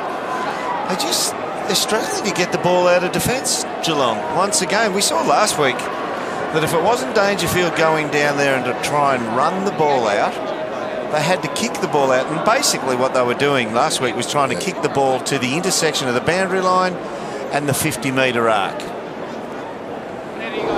They've locked it in well, the Lions.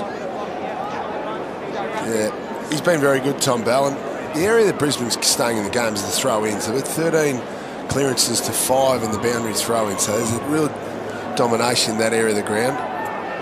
Not manning up, no accountability from Geelong in that area. Stanley, perfect palm. Selwood, clever give, and this is straight out of the copybook. Duncan gets the clearance. That kick not so. Mackey has to go and get it, but he put him in space. Inside 50, the drift down, and Menzel again.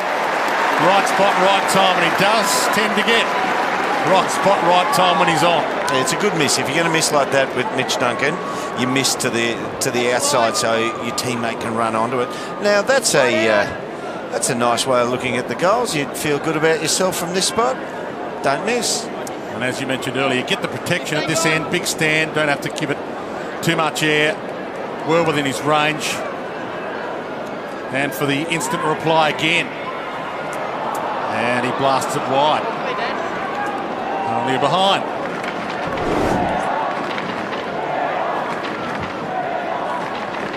Held onto it here. Although handball, kick, put it out, let him run onto it. So inside the last 3 minutes of this first half towards Josh Walker. Got a hand to it. Mackey was waiting at the back. He goes towards Duncan. The hand pass just lacking a little bit more height. And Robertson pushes wide again towards Bastanak. Stolen by Duncan. Wider to Motlop. Spears a pass in towards the forward line. Smashed clear. Gee, the Lions defence are having to work like hell at the moment. They can't get away. Henderson takes the mark. Louis Taylor against Henderson. Gives away, what, half a metre? Birregurra boy against Mortlake boy. Yeah, Henderson towards Hawkins. Tried to use his strength and bulk. Guthrie, claim. Could have almost thrown it out.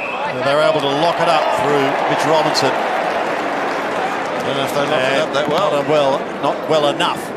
And so the free kick will go the way of Motlop. Giving him a chance. In virtually the same position we saw just half a minute ago. Let's see what his conversion rate is like. He's a goal kicker, 26 goals, 16 last year. There's been some criticism the way he came back over the summer. They'll be looking for a lot from Motlop, and he's made no mistake with that. He's split him. He gets his first. Geelong get their 10th. Good finish by Motlop there. 11 possessions so far. But look at this head high. He's got his head over it.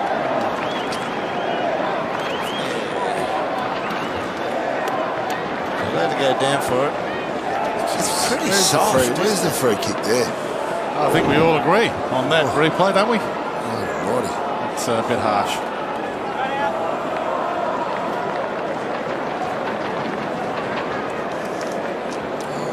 Stephen Motlop, 11 possessions today. David King, have you seen his game? I was not critical, but I just reckon they need more run and carry out of him over the opening 2 weeks. How have you seen him today? He's working hard, or he's working harder than he has the last couple. That was a fantastic clearance there.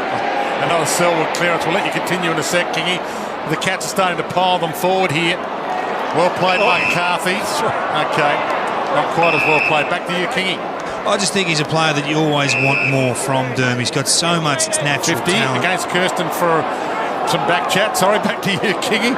How we going?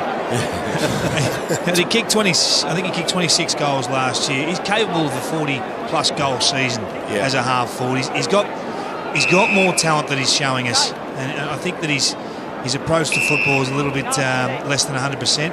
That probably opens him up to a few injuries along the way. Well, some players have just got speed and some have just got talent. He's got both put together. Let's start. There's a hole behind play. Brisbane Lions free. Stephen Martin claiming it. Oh, now this is going to be a tough kick for Big Steph. Talk us through this one, Brownie. Where's he going besides wanting to handball right now?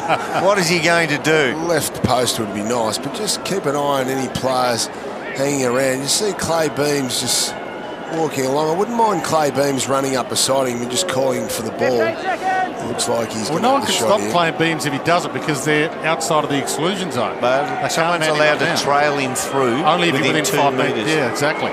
Stephen Martin from 45 across the face. Pretty good effort, really, but I would have, like, Pearce Hanley and Clay Beams were in the area, not manned up by Geelong players. It's a lack of awareness by the Brisbane players. Brisbane should be straight over Stephen Martin. They know he's not a great kick. Danger having a spell at the moment, but I'm looking forward to the feature coming up at half-time. He sat down with Gerard Whateley during the week, and that's coming your way shortly. But he's had a big first half. Brownie, what were his stats? Well, look at it now. He's up to, that's about his 20th possession. Dangerfield 18. Joel Selwood 20 with 6 clearances. So Selwood and Dangerfield clearly the most dominant players on the ground for Geelong. Guthrie has the ball as the siren sounds. Another big quarter for the Cats, and they have extended their lead. They've got a wonderful record against the Lions at this ground. There is Patrick Dangerfield. We'll be chatting with him via Gerard Whateley in just a moment, but at the long break, it is the Cats in control.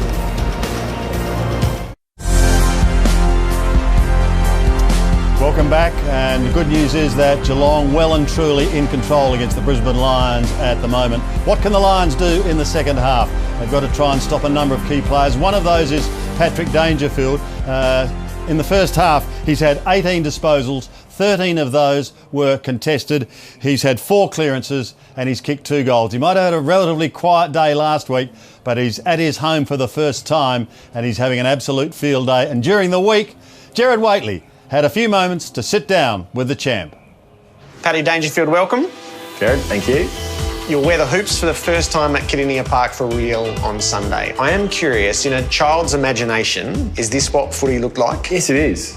The only games I'd ever watched growing up live had been Geelong games. So for me, this is what it always was. And then obviously as football becomes more serious, you have a greater understanding that there are more than just one team out there playing. So it's something I've been looking forward to for a while. There is part of this that, in a way, you're the Geelong supporter with the unrequited heart, is you didn't get the payoff of 7, 9 and 11 in terms of the premierships to balance everything. No, I suppose as I got older and became a better footballer, my interest in Geelong it dissipated slightly because you're focusing on your own career, you're viewing games from 2 different perspectives rather than just being a really heavily one-sided football supporter. So I still loved Geelong, but didn't appreciate the 2007 grand final because I'd been drafted, and all through that year you're focusing on your own destiny. So to get the full experience, you're going to have to do it yourself. Yeah, it'd be nice. I've been close, but haven't ever tasted what it would feel like to run out on that day. I've been to the last 6 grand finals, and the thing for me that I find most difficult is not when the game is actually being played. It's the half an hour after, it's the hour after, when most people have actually gone, but they're still walking around the oval, just soaking in the atmosphere, and I just get so envious of what that feeling must be to those players. Got yourself in a position after 22 weeks of a home and away season, then to actually execute in finals, and on the biggest day, what a relief and sense of achievement that must be. So that fires you? Absolutely. This is your 9th season. Is footy business or passion for you now? I think it was more passion early on. I still treat it like a business in terms of the way that I prepare. That feeling of winning and that camaraderie that you feel when you do win, that is real passion. Pre-season, the pre-season slog can tend to feel like a business. I have a philosophy that you would play for nothing, but the training you need to be paid for.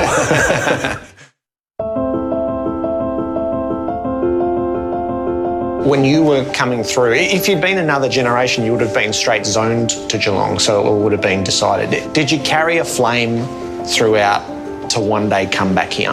Initially, no. I'd always loved the idea to come back, but then as soon as you go into state and you meet the players and coaches that you do, all of a sudden that disappears pretty quickly because you realise, and you're very starry-eyed when you first get into the AFL system, just how great it is though. Yep. I remember the conversation with Simon Goodwin, might have been a couple of months into my first pre-season, and he said, enjoy every moment because I'm telling you, it goes in the blink of an eye.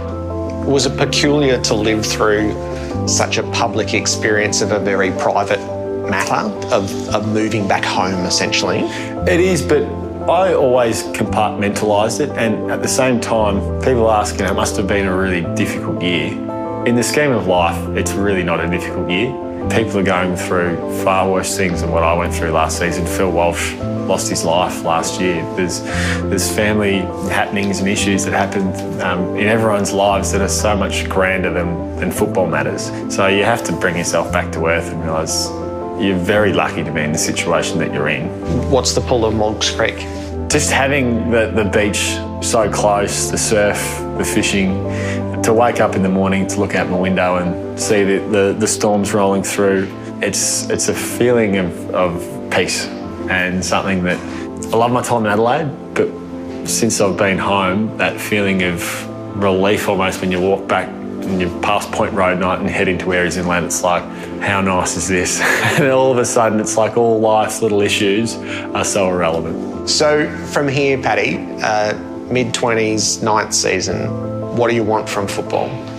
I want to mix footy with family, and for me, that's one of the great things that Geelong offers. At the same time, from an individual point of view, I want to add to the history that the club has created, and this pre-season we've been really mindful that we acknowledge the great history that past players have given the club, but we want to create our own history, and I want to be a part of that history. It's time to write our own chapter into that, and I want to be a part of that and shape that and look back post-football and say I really contributed to that team and helped us win our fourth grand final in 10 years.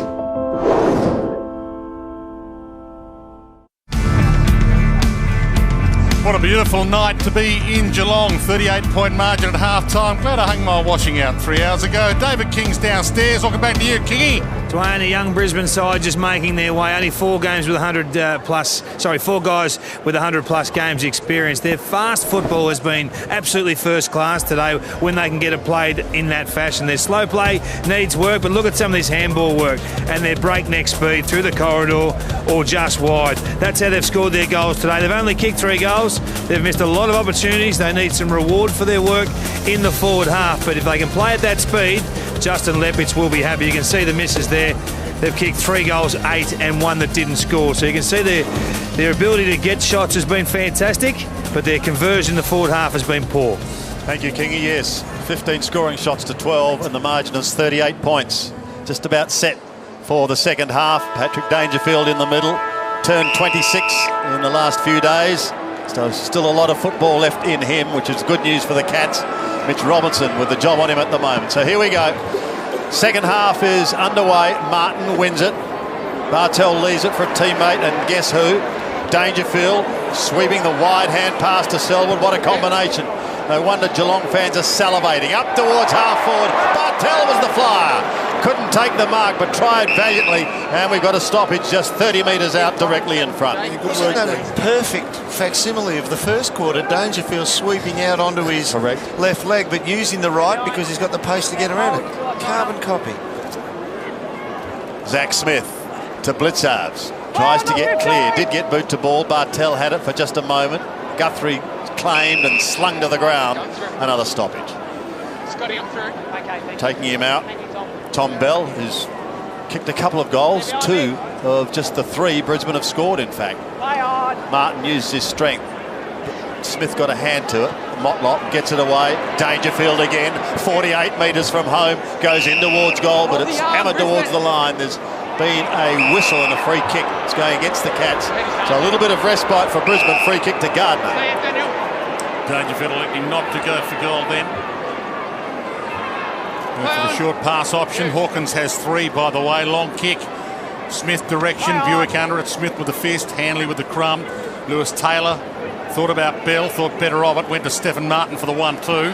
Mays. Caught by Smith. Did he get a foot to it? He got taken down. Just need to have better awareness, didn't he, Dern? Very poor awareness. Yes. But he might have got a snick on the inside of the right boot here. Motlop lurks. Gets behind the umpire. Was free. And then Bunga was just out of the reach of Jimmy Bartel. He did. He got at that free kick. He got a snick onto the boot there. So it's one of those ones where the umpires can see it unfolding and they get excited. They're just hanging to just blow that whistle. So Dangerfield's been good as a recruit, but Smith still firing as he has been all year. Blitz out straight to him on cue. Great. Knew we were talking about him. Couldn't slot it. He kicked that like an Irish international. Then he deliberately turned sideways to kick it across his body. Well, we saw that he was a goal kicker in round 1 when he got 3 in the first half against the Hawks. Look at that ball hold up. Henderson will go with the fist. Not cleanly. Blitzavs again. Interesting floater. There's a couple of lines down there and they should get out of trouble. Back towards centre wing, but Taylor's sitting underneath this ball and he takes the mark. Well, the ball's really holding up in that breeze. 50. Just looked like he came on the inside. We know now you need to be east-west. Stay in a straight line. Ryan Lester there, 50-metre penalty. They've been red hotter. There's been a few of these over the weekend. Listening to Mark Evans throughout the week, he thought the umpires had missed quite a few. So you know it's a focus of the umpires to penalise the guys who encroach on the mark. So we see here, and look at that, Ryan Lester covering the inside. That is now banned this season unless you are forward, really in the forward 50, I suppose. Harry Taylor is a goal kicker. This is what he's done from this position in his career. So he needs to straighten up. And he hasn't. Again, he's gone to the left. 41 goals coming into this game in his career when he has gone forward. Those stats very rarely lie behind the goals when the guys having a shot. It has been unbelievable how much the guys get the yips up. Long drive wide to Bell. Brilliant use of the ball. Didn't use that side all that often coming from defence in the opening term. Zorko drops into the hole. Umpire said play on. Get a ball up. Murrable Street wing. 10-7 to 3-9. Cats started with a 6-1 opening term. And they've owned the game since then. Bell kick smothered. Selwood handball to Motlop. Releases him beautifully. He's got options forward. He floats it. Kirsten dropped into the hole. Good spoil in the end. Andrews ripped it away from him. And it's alive here for the Lions. Mays short pass. Lewis Taylor. Mays wants it back. He's ignored. Goes inside. It's a brave kick. Hanley with a tap. Big hip and shoulder. Ruggles. Body on the line. Flips it out.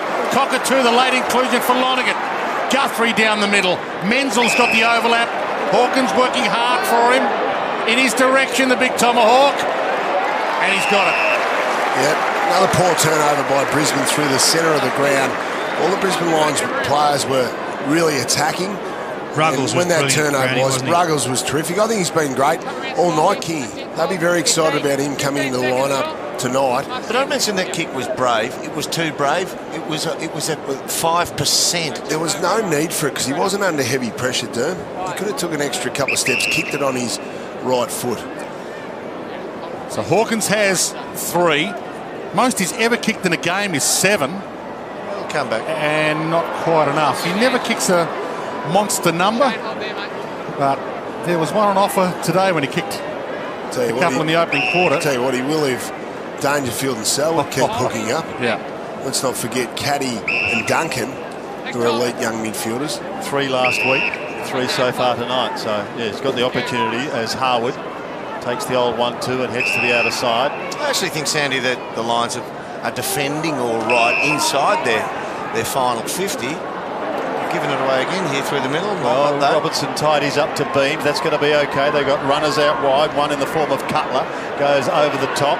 Difficult one for Green. Good recovery.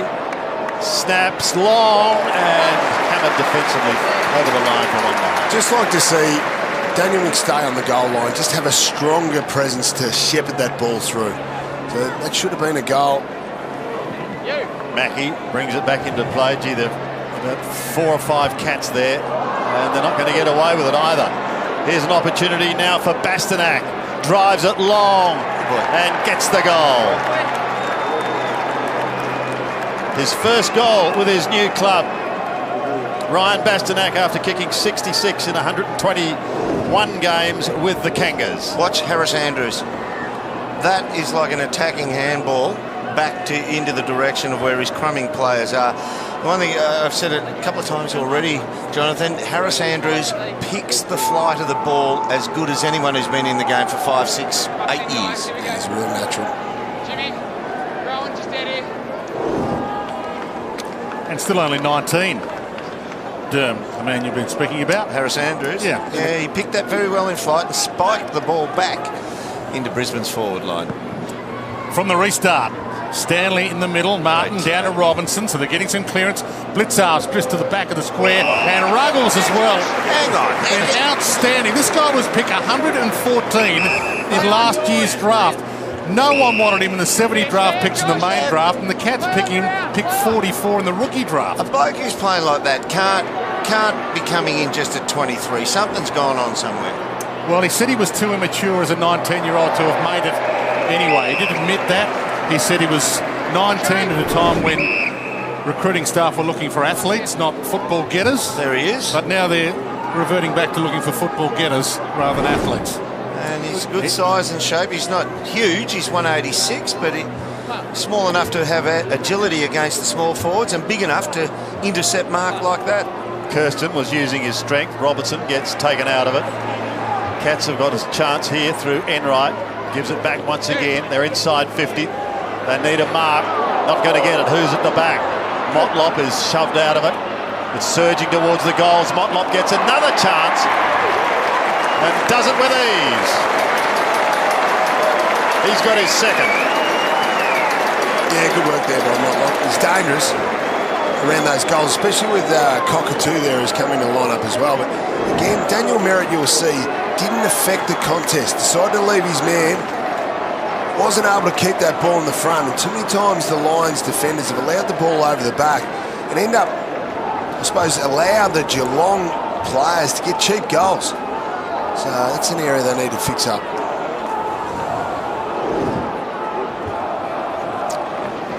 Have a look at Stephen Motlop where he's got the ball. And if we look at that plotting there, the lower left-hand screen, good spread, fair bit as the Geelong goals were to the left. So in the forward half, a couple in the back half as well. Poor free that, Brownie. You can't give those away. Sins. Centre square infringement. One of the Lions players crept in on the centre square line. That's a continued problem for Brisbane, just giving away undisciplined free kicks.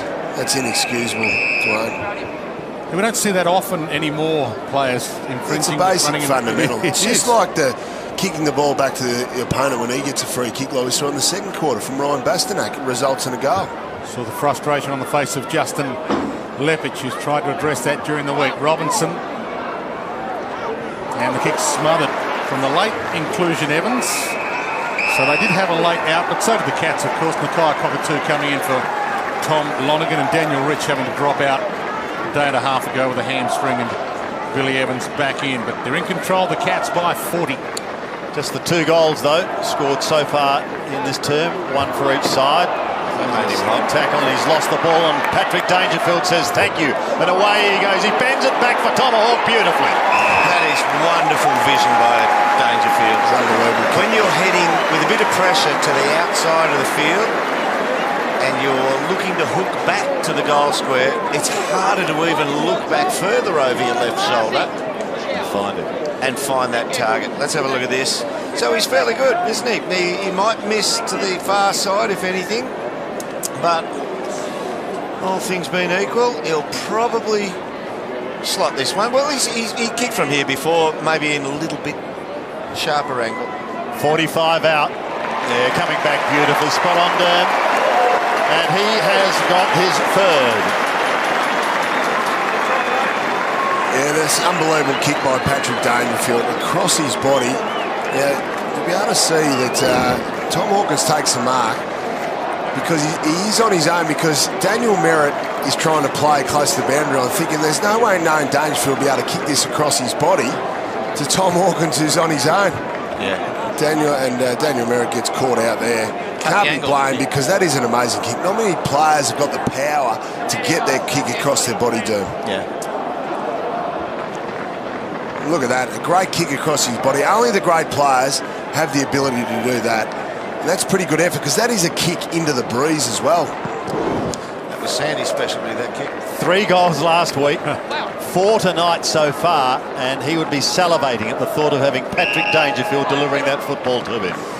It's been an amazing recruit, Patrick Dangerfield. They've generated a lot of $1 million from benefactors over the last 4 or 5 months just off the back of Dangerfield's recruitment, paying off grandstands. The vibe that he's set this club alight with has been phenomenal over summer, and they don't have to pay him $1 million a year either. He just wanted to come home. Saw in the other rooms over there that he must don about 8 jumpers per game because they're selling his jumpers framed, real match day jumpers. He'll sign them, and they're not giving them away for a pack of twisties either, Dwayne. Walker close to the boundary line. Green keeps it alive. Back into Robinson. The scramble. Cat's getting numbers back. He's Ruggles again. Breaks the tackle. Inside handball. Sets up Guthrie in space. Tried to use the Jets. Didn't quite get away. Robinson. Martin. Bell. Walker. Hits a pretty good spot, but the Cats have Enright lurking. Passed it away from his own man. Yeah. The spill. Louis Taylor loads up from 48 and misses near side. Louis couldn't believe his luck. Then he was thinking, I'm going to have to go up and spoil here. Hang on, I'll wait to see if they do it to each other. He's a clever little fella, isn't he? So they're selling the signed used jumpers in round 3. Yeah, but he's probably putting on, well, definitely 2 a game, you'd think. Half-time slot, maybe even each quarter. Here's an opportunity for Harwood. Short beams. He dribbles it probably 10 or 15 metres. Green. In towards goal. Lions have got the numbers and they've got the goal. Well, it's taken a while, but finally breaking through was McStay. Right on, good persistence there by the Lions. Good effort by Shaki just to tap it forward. They've been able to keep it alive. And this is where Brisbane are at. Their strength is the mosquito fleet. Josh Green involved there. We saw Alan Christensen in the picture as well. Now they've got some big young key position players, key forwards coming in, which is exciting. We see Josh Walker. He looks like an old man, but he's actually only 23. On to Shaki, and then Daniel McStay there. So the future's bright for the forward line. McStay gets that goal, but Josh Green's agility at ground level to get boot to ball, a bigger man's not going to be able to just roll that ball forward. So that's what created that goal that McStay cashes in on. 39 points the margin. It was 38 at three-quarter time, half-time. So they're hanging in there to keep their hopes alive at three-quarter time if they can. Duncan, a roller. Hanley got there. Motlop waited for him. Wrapped him up. Duncan. Caddy. Took the step. Sized them up. And missed this. That's just one again, Brownie. Mitch Duncan just hasn't recognised the pace of the game tonight, and once again got smothered off the boot, and he's such a clean player that just probably still a little hazy. Smith sets himself for the kick in. They come over the top. Shaki was one of them. Enright lurking, goes again, now goes to ground and is going to get a free kick. The advantage is paid. Goes towards Motlop, who's just on 50. In towards full forward, and the mark is taken by Dangerfield. Is it going to be paid? No, it was over the line and through for one. Well, here's one out in the goal square now against Daniel Merritt, Patrick Dangerfield. Daniel Merritt will have the speed to go with him, but I'm not sure he'll have the agility to match Dangerfield. Oh, this is going to be dangerous. They might get an opportunity once again. Hanley, short. Chance for Bell. They get it out of the dangerous 50 zone. Hanley still going. Almost threw it over the line deliberately and is going to be penalised. He's actually paid it holding the ball in the end. Wry smile from Motlop as Enright takes the kick in. He's had a pretty good day, Corey. Just hope that Brisbane now don't feel like, oh, we got ourselves a goal against a tie. That'll do us for the moment. We're going to lose, so we can put the cue in the rack. Got to keep hunting this thing. Guthrie deep into the attacking zone. Here's another one going right across the face of goal. Thought it might have hit the post, but no, in fact the ball will stay in play for the moment. No one wants to get it out of bounds. Kirsten had it, he lost it. They lock it up. Eventually the Lions will come away. Not a very good kick, but Taylor's on the end of it. Tries to draw the play, then goes inboard. This is dangerous. Look at the Cats. Kicking errors, Lewis Taylor. Motlop, wide to Duncan. Duncan's got it inside 50 and he takes the mark. Yeah, disappointing there, Sandy. Twice now. Look for Duncan to hit. Darcy Lang there on the inside. Good awareness there. Lang will go back and have an easy set shot. But Lewis Taylor, he's a good kick. But twice in this quarter now, he's gone for those really risky kicks that he did not need to take. And then turnover down the line there. Turnover, or even just an easier target to hit to him. But then turnover, and then Geelong are going in against really into uncontested marks in their forward 50 unopposed. Lang's kicked 4 goals in the opening 2 games, coming into this evening's game from 42 metres. He starts it right next stage. But just the way the game's played, you always want to go in if you can. Clearly, on that occasion, he couldn't, even though he elected to. So on that situation, you just got to bang it down the line and hope your key forward comes to meet it and gives a contest. And that was risky as well. To Kolodjasny, to Lang, to Bartel. Tried for the 10-metre pass, didn't work. Little flick back Bartel to Lang. See the Cats get a little cute here with this big commanding lead. That's been paid. 15 to Hawkins. Gee, maybe 15 at a stretch. It was from about 3 metres outside 50 and travelled about 9 metres inside. I think because it wasn't from a stationary kick chipping somewhere else, you kind of get a little bit of latitude. But if a team's going mark, kick endlessly and they're looking for those short chips, you kind of mark those kicks hard, the distance. That's what's ahead of him. Still, once again, he's a pretty good chance from here. For number 5, maybe on track for the biggest bag of his career, but he blasts that to the near side. So what is his biggest bag? 7. That's not out of his reach. If Sauce keeps charging at the footy and he gets the Joe the Gooses over the back, it's well within. Beams brings it back into play. Mackie was the spoiler, but you've got Christensen waiting down. He gets the hand pass away towards Hanley. Inboard to Robinson. Back to Hanley. A little flick out the back. And the players allowed to go on. The advantage was paid on that occasion. So the hand pass from Harwood was okay, but now the Geelong defence descend. And descend in numbers. They come back towards Menzel and he takes the mark. Defensive side of centre wing.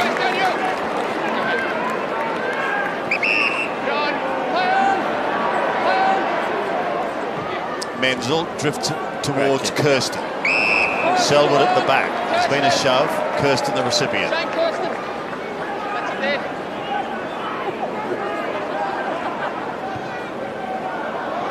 Enright. Running past is Menzel. He's 52 metres out. The pass is on. The lead is good. He wanted to play on. He did. He wanted to turn him around. Yeah. Sources say no, it's over here. That 1 metre to the outside might make the difference. You could see them. They were like cat and mouse. You could see Danger laughing. So I was going to go. He's been camped there for a few minutes now. 1 out against Daniel Merritt. That's the beauty of the reduction in change, isn't it? You're going to get a Dangerfield resting forward. I think it's wonderful. It's been one of the great positives of this season across the competition. So, kicking for his third. 35 metres out. An angle not too severe, but it will test him. And it does. Behind to the near side. So now strike it sweet. Yeah, now Geelong, like Brisbane earlier, Derb, just wasting a few opportunities. Yeah. Dangerous kick in the Ruggles direction. He made the contest, but Stephen Martin was strong. Now he's got one through the middle, but he elects not to use him. Well, not now. You've actually telegraphed it. Just go down the line, big fella. And he pokes it wide. Henderson, little nudge to Shacky's back, and that was enough. Haven't seen the big son of a bear much this afternoon, but it's good to see it in his hands here. He hasn't had many opportunities. Tough day for key forwards with this breeze. He loads it up. Taylor with the big fist. Thumps it back toward Menzel, boundary line, and we'll get a ball in. One of the key players for the Brisbane Lions, Alan Christensen, he's had a pretty ordinary day. Only 4 disposals today, King. He seems like he's been a bit lacklustre, lacked energy around the stoppages today. I've been really disappointed with his defensive actions. Has yet to lay a tackle. He's been around the heat quite a bit. He's trying to get involved in the offensive stuff, but without possession, it's been poor. His week 1 was the best game I think I've seen him play for 2 or 3 years, even though they got really pasted up by the West Coast Eagles, but today's very poor. Here's an opportunity for the Cats again through Lang. Down towards full forward, and Hawkins, can he keep it in play? No. Good contest there. Like Tommy Hawkins, some of his body positioning has been strong. He took a mark right at the start of the game, a genuine one-on-one where he outmarked Daniel Merritt. That was a good manoeuvre again. Wasn't able to complete the mark, but I think Hawkins is set for a big season this year. Smith and Martin again jostling. Smith got a hand to it, then Martin stole it, tried to get the hand pass away, pushed towards the line. Interesting conversation on that. Players who've had a long career at a club returning for the first time to meet their old teammates. Christensen's obviously unsettled by it and hasn't had any effect on the game. Some players revel in it, and some players we've seen really struggle. Enright had it for a moment. Selwood kept it in play. Blitzav's going past, says thank you very much. Now he ties up Guthrie. Back to Blitzavs. He's in trouble now. He's got a problem because Bastanak came in, stole the footy, couldn't get it away cleanly. And eventually a high ball goes towards the 50. Difficult one to grab. And it bounces clear. An opportunity for Merritt. He's felled like a 100-foot gum by Bartel. Big red gum. Yes. And play still goes on out towards Harry Taylor. Taylor gets claimed as well, but there are Cats everywhere. This is Hawkins going with the left foot, chipping in towards half forward. Mark not paid. Play on was the call. Enright's waiting for the crumbs. He gets it out cleanly now. They've still got possession. Go over the top to Cockatoo. He's still a long way out. He shrugs one tackle. Gets a hurried little pass, but it's wide towards the boundary line and over. And that was Christensen who arrived there to lay his first tackle for the day there. What I was saying, like Stevie J last week revelled in the moment of meeting his old team. Yeah, can sap the players of energy. Yeah, King made a really good point. He's looked really lethargic on defence especially. Cutler slams it out. Walker, another playing against his old team, got a hand on that. Tries to lay a tackle. Free kick, Lions ball. Got a long one-on-one forward. So Christensen, Mays, Green, he's got the outrider.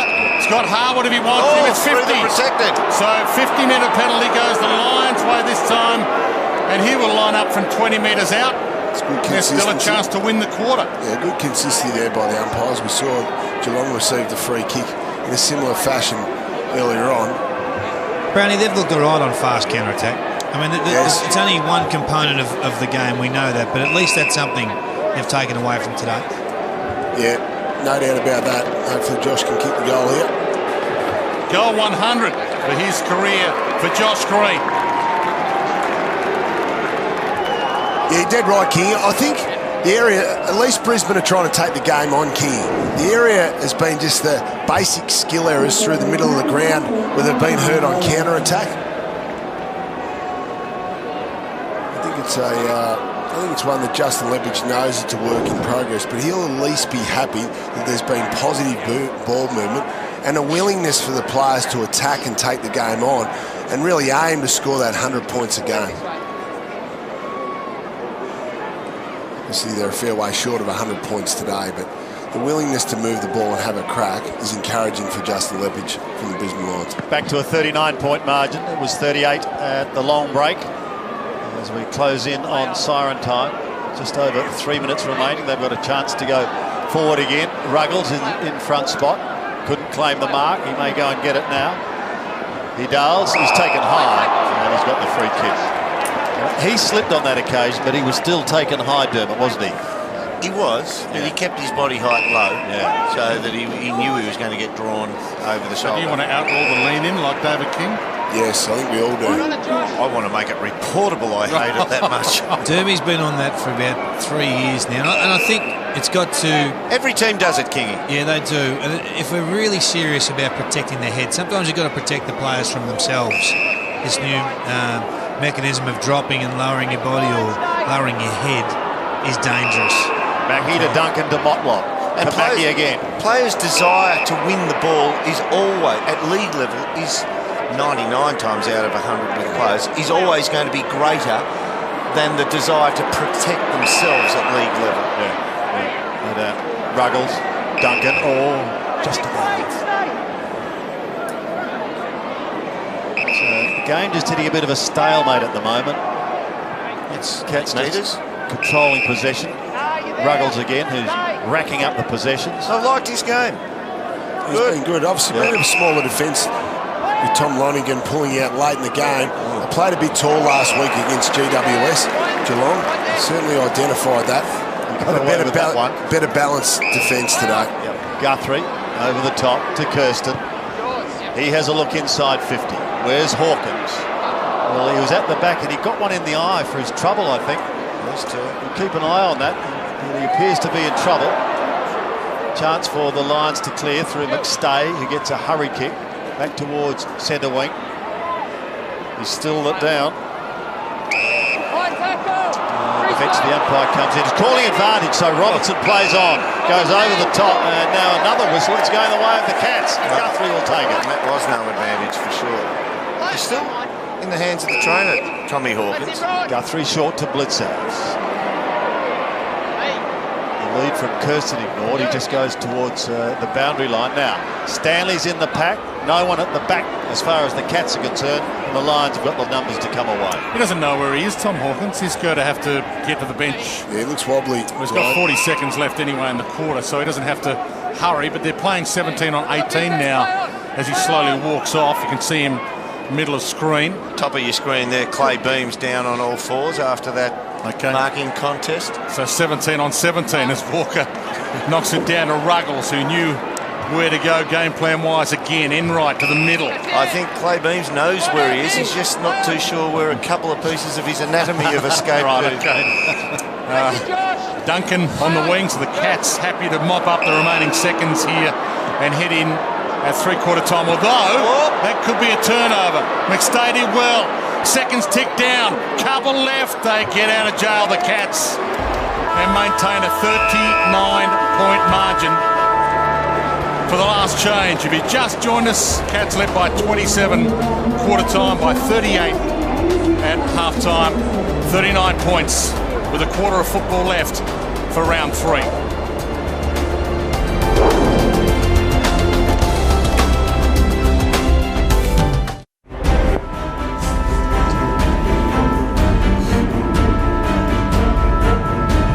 .39 points the margin at three-quarter time, and much of it largely, Brownie, due to the man wearing the number 35, Guernsey. Well, he's been sensational. 22 possessions, a lot of those contested, 2 goals. He spent quite a lot of time in the forward line, but his power around the stoppages is second to none in the competition.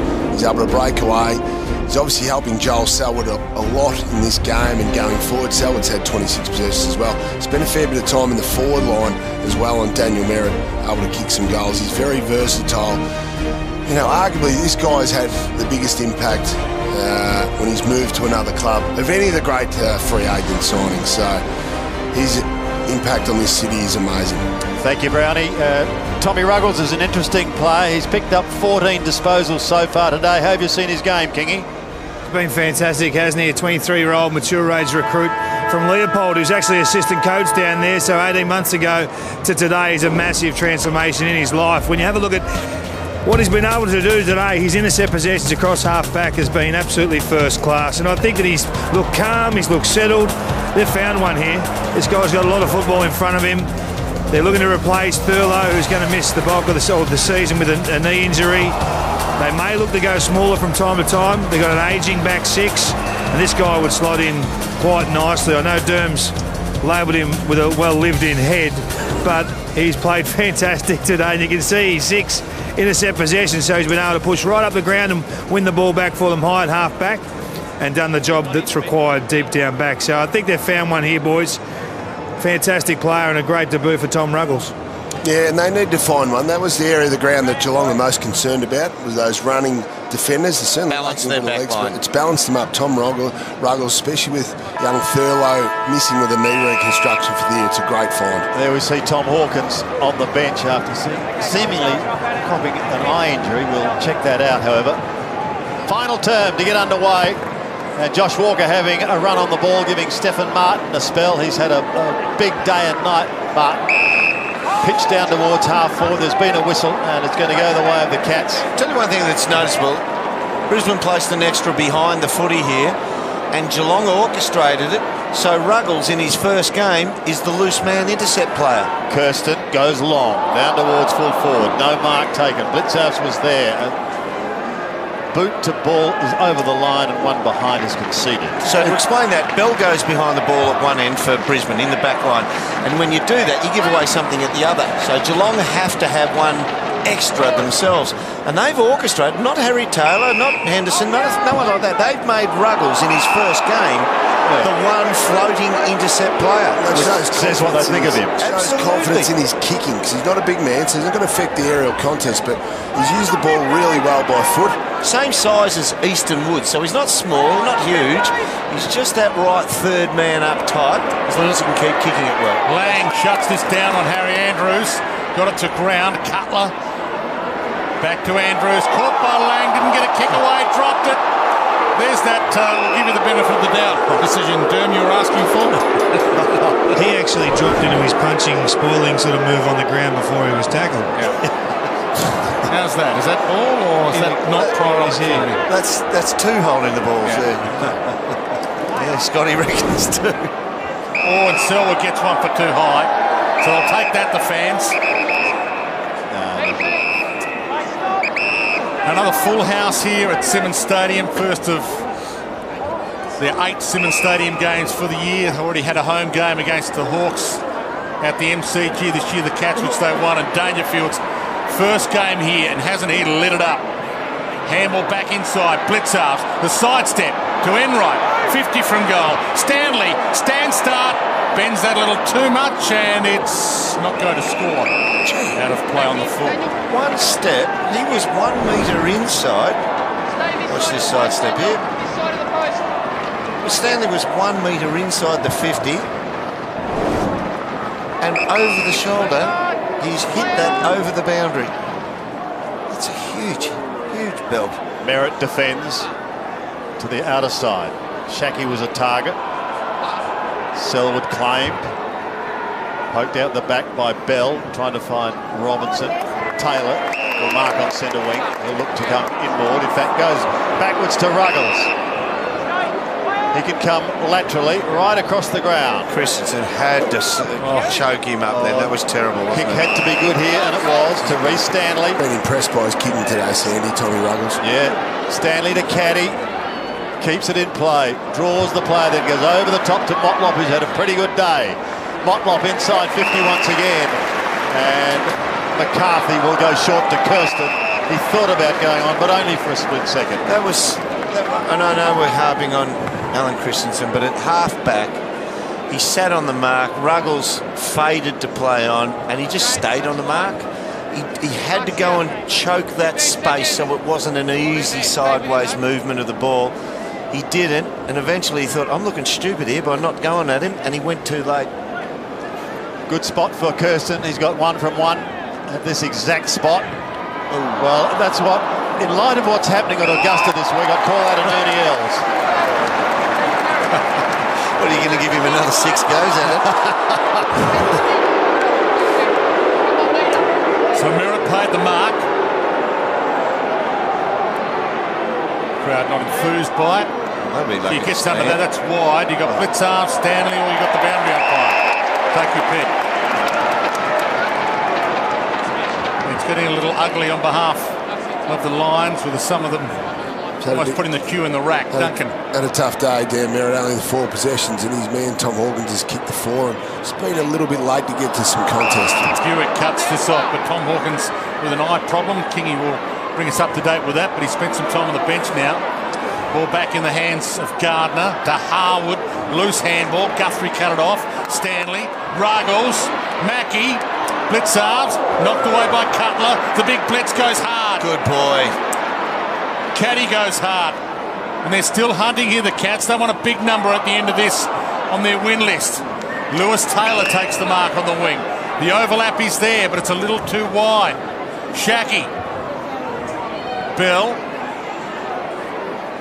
Taylor, Walker, and he gets under that, and Duncan should mop this up with ease. They did well there to get it away from half-back to Lions. They're still having to go, most of their boys. Duncan to Blitzarves. Wide to the outer side. Dangerfield. Away he goes again with a Polly Farmer-like hand pass over the top. But a good tackle sees that ball spilled free from Menzel. I don't know who. Sorry, Go King. Tom Hawkins just finding his way back on the field, boys. He was checked out at three-quarter time. He was suffering a little bit of blurred vision. He did take one right in the left eye, I think it was. You can see here just a little poke in the eye there, maybe self-inflicted. But he just was worried about his vision and his ability to focus, but he's back out there now. Well, Tommy's thumbs are about the size of bratwurst, so it's going to have a fair effect on himself. Stanley floating it over the pack. Blitzhouse gives it to him. Stanley is away, tries to draw the player, set up Menzel, however, and it's hammered away from him by Buick over the boundary line.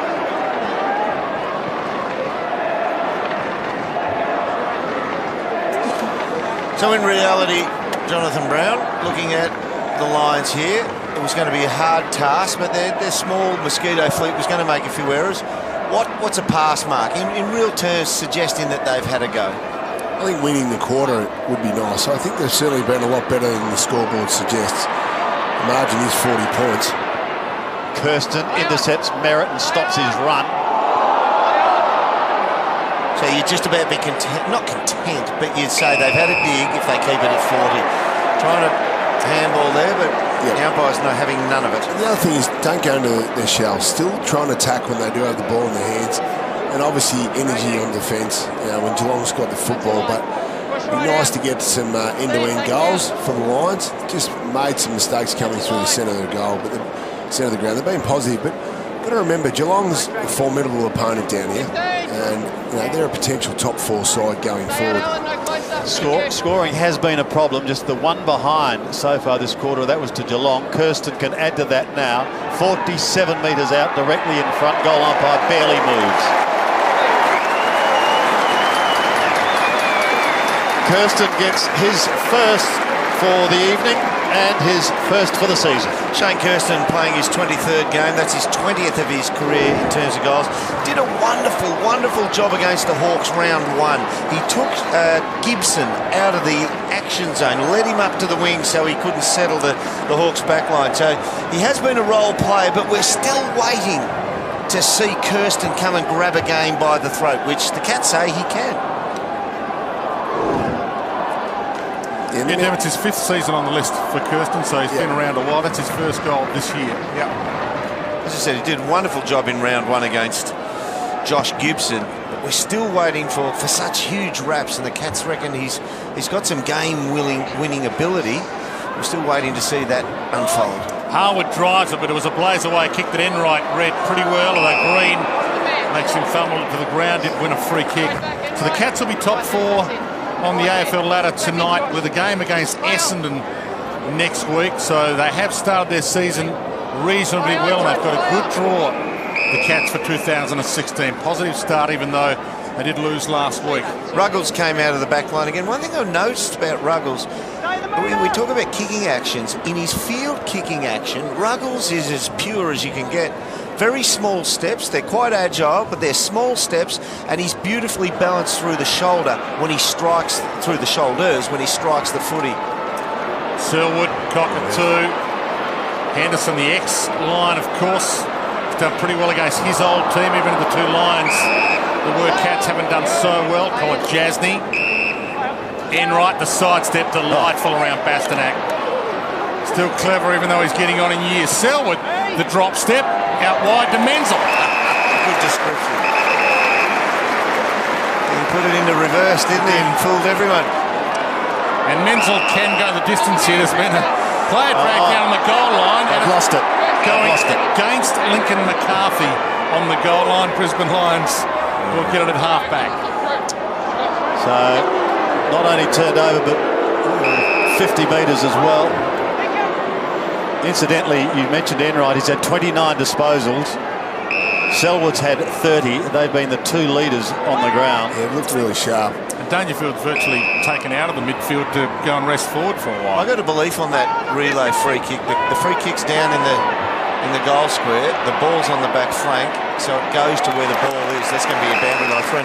My belief is in a parallel line, goal to goal. That's the goal square action. Yeah, that's what the free kick against He's a bit unlucky there. Kicks McCarthy. My belief is where it was on the flank should be transferred to the spine of the ground, level, because you're almost, once again, penalising the team by keeping it out on the boundary. Bartel, good point. Unable to mark was Harwood. That's right.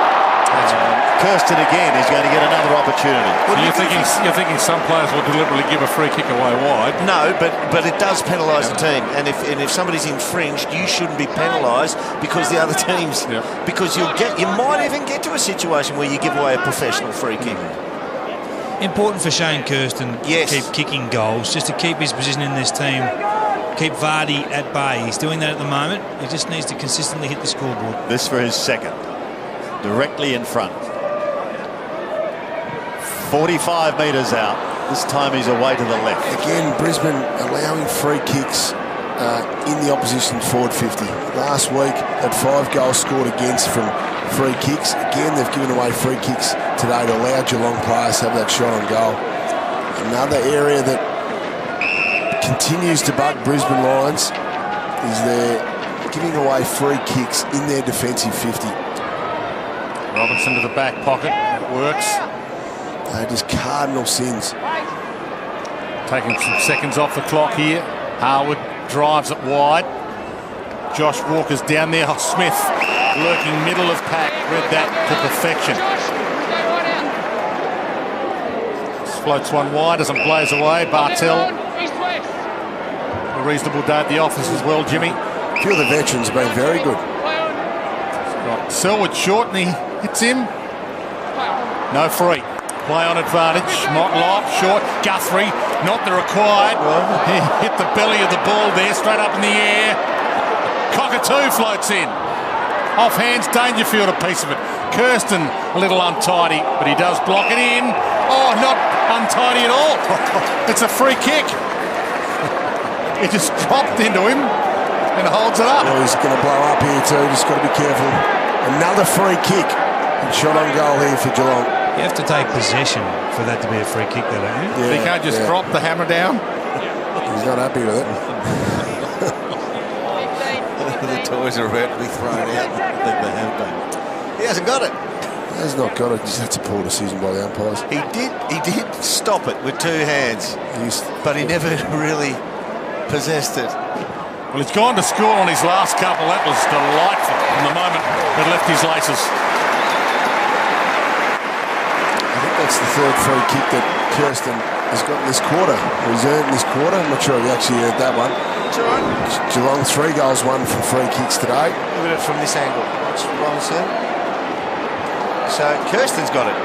Kirsten's holding it to him. Yeah, it's a bad decision. The umpire's right there in the area. It'll be marked down as a mistake. Good umpire. Oh, look. Yes. The veins of the neck.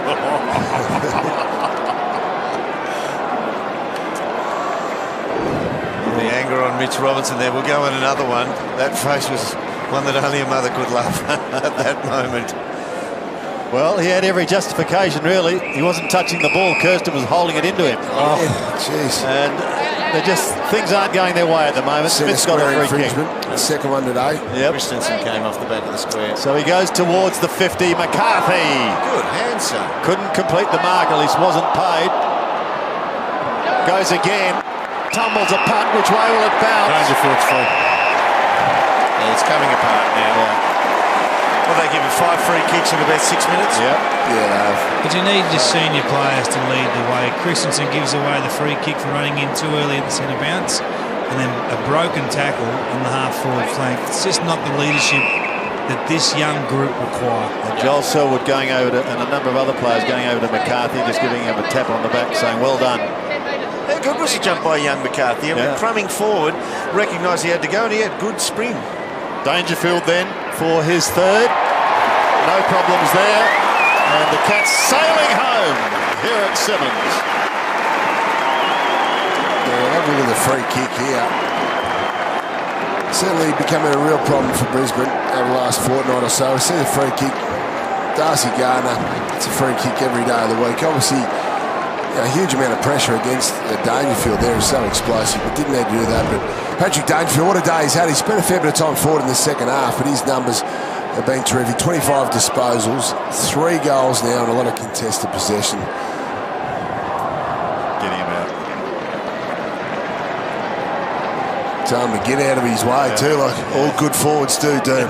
One out. Get out of me space. He's just trying to guarantee the 3 votes. 10-goal lead, and the umpire doesn't like the ease that Stanley won that palm down, even though it was technically inside the centre circle when he palmed it. Martin against him, and the flick down to Duncan, and they still get the takeaway, and it's Selwood's, although that's a rare error from him. So he mops up his mess. Back to Enright, says sorry, and here they go. Cockatoo. Mackie. Taylor. So the Lions getting numbers behind the ball now. Mackie feeds into space. Just the defence will start working around here. Just choose some minutes off the clock. He drives it down the line. Blitzars might be the leaper. He stays down in the end, and Smith goes up. Gets his own crumb to Motlop, to Lang, to Motlop. Centering kick is absolutely gorgeous. Nakai Cockatoo spins out of trouble, hands it up. Duncan, there's the play of the day from the Cats.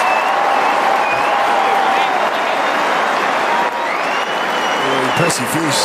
Certainly didn't look wobbly on his feet there. Concussed last week, wasn't he? But he looks like he's worked his way into the game, Jeremy. May have been a little bit, I suppose, not as sharp, but he's ended up with 27 possessions so far. And this is a pretty good finish. I mean, the highlight of that passage of play there is the blind turn by Nakai. And he's able to feed the ball on there after just that beautiful spin and stay balanced. As Tom Bell was wondering where on earth he'd gone. Beautiful blind turn. Cockatoo to the bench. Oh, he's cramped up. Piece of magic. He's just locked up, boys. He's actually laughing about it down here. If he's laughing, you know it's cramp. So inside 50's telling the story in this final termage. Robertson got almost taken out by his own man. Keep going. And he got a free kick for it. Yeah, he did. I reckon Tommy Bell clouded him. Tommy Bell clouded him, and Mitch has earned a free kick. Should do that more often. Yeah, he's a first. He's Mollison bringing that one back. No, he's wide to the outer side. Beams. Little chip up towards the half-forward line. Pierce Hanley. First one way, then the other. Gives it back once again. They can get a score here because it's been a drought. And it still is. That's a behind in this final term. Young Tommy Cutler there. Justin Lepage. Yep. He's seen enough positives today to know the Lions are on the right track, but still be disappointed in some of the tardiness, sloppiness in this last quarter. Taylor to Duncan to Hawkins. Back again. They're just cruising down the middle. McCarthy once more. Motlop's running for him. He needs a kind bounce. He gets it, but he lost the footy. He's got time to recover. He beats one. He beats two. He chips to Stanley. Couldn't take the mark. Wasn't free kick. Oh, it's on in the pocket. Mitch Robinson standing over Joel Selwood, screaming into his face, give me your best shot. I'll put you down again. Taylor in towards the middle. Now an opportunity for the Bastanak hand pass into the centre. They get it back again. This was Zorko. Long needs a very kind bounce and is not going to get it. And Ruggles sees it over the line for one behind. No mistake there. The Brisbane forwards all led at Dane Zorko. Instead of one of them rolling back to the goal square, just got to get the chemistry right. How's that Selwood battle with Robinson going, Dirk? That had nothing to do with football. No, like two kids playing in a sandpit, arguing over the Tonka truck. And they're still inside 50 alone, so it might be coming towards them shortly. Merritt sees this toward the boundary, double-handed slap down. Let's see if we captured it. Well, top of screen, in the pocket. He pushes him out, and Selwood decides, I'm taking you down with a headlock. And then Mitch screams at him, is that the best you got? Oh, classic. WrestleMania. Perfect palm down. Smith Bartell caddy. And he's got Enright open. Didn't see him, came off the bench. Yeah. Now Stanley's going to hit Enright if he wants him. He was open for an eternity. He's got Mackie inside. Little smothered kick might get to him anyway. Back inside. Guthrie. Enright. Floats one to full forward. It's like pulling the wings off flies. Right now, they're doing as they please, whenever they please. Enjoyed this last quarter, Shane Kirsten, coming for his third goal now. Well, I agree with Kingy. This kid has had big raps, and there's been times we're going, well, they've got this wrong.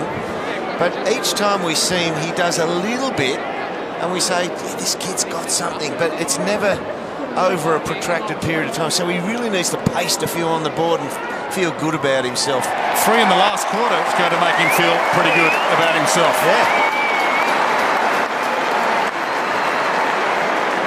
One of the guys who's been delivering it down to him a fair bit today has been Joel Selwood. Oh, this is the sharpest I've seen him in 12 months. There's question marks on him last year, Dermot. He'd been, I suppose, belted up because of his courage and a great career for Geelong. He's still only about 27 years old. Patrick Dangerfield coming in has been a big help. He's looked really sharp and crisp. 13 clearances is a fantastic day at the office. Cat fans delighted. Their side working on percentage now in the closing stages of this game. It's out to a 69-point margin. And it's pretty much one-way traffic. Stanley wins it again. Down looking for Menzel. He surges it forward, but now needs assistance. And he's got plenty of that. Dangerfield to Selwood to Stanley. And away he goes. They're still going, Mitch and Selwood. Yep. And it's coming back, and it's going against Selwood. So Mitch will have something to say about this. Mouth guard out. It's intriguing. Let's get the ISO cam on these boys for the rest of the day. I reckon Mitch would be so happy enough now to say, maybe we just leave the footies out of it and let's have a go. Here's Martin at the back of the pack. Runners wide, he likes to take the kick, and that was dangerous because it went straight to Mackie. Ruggles' claim. He goes to ground. Bell's got him covered. He asked the question. And there'll be a stoppage. Here it is. He goes at him like a raging bull. He just puts his head down and goes, Dermot. He does. And it's totally legal. Crowd seeing that on the big screen. And they're right. Oh, he got him there! He got him big time! And Selwood looks up and says, I'm still there for you, son. This is fascinating. Bit of trouble now, though. He may have something to answer here. Now, Selwood's the first out of the box. He's away. He's sneaked out the back door. So play continues. It's 7-on-7 downfield. It's AFL 9s. Henderson over the top. He's going to get it here, Selwood. Colin Jasny to Selwood. Well, this would complete the deal. He goes to Hawkins instead. Well, that's smart. That's smart. Back here. Let his teammates take care of it. Joel Selwood takes off, delivers that to Hawkins. Just got to be careful. He's a very fiery guy, Mitch Robinson. He's added a lot of real character to the Brisbane Lions. He was best and fairest winner last year, but just got to be careful it doesn't go overboard. See, it was the old firm. Yeah. Mackie, Turner, Enright. Yeah. Well, Enright and Harry Taylor there, and I reckon Andrew Mackie's given him the line about you want a shot at the title again. Well, there's umpires talking to Robinson. There's players talking to the Robinson incident. And that's to the near side. He's only a behind. But they're not going to drag him. They're letting it run on, these two coaches. Scotty Jeffries. Now, let's watch him just cannon in here. Scotty Jeffries has run to Selwood. I wouldn't mind having a bet saying, I've taken his number. That's the kind of action. What for, though? Because he put his shoulder into his head. Mays to Harwood. That's a fair assessment. A little late. Henderson. Yeah. Just a little late shoulder to the head. Late, It wasn't ridiculous and over the top, but you should see the close-up of that. Where very experienced umpire Scotty Jeffries adjudicating that one. Henderson to Hawkins, couldn't juggle it. He asks the question. I want this game to go a lot longer now. A little bit of watch the left shoulder, bang, gets him on right on the cheek. But he's up and gone. He leaves the area straight away. There's no damage. I think he's okay. No, you'd be all right, but that's just what Scotty's saying. So he may get away with an insufficient force. He didn't. Well, I don't think he really made contact with the head.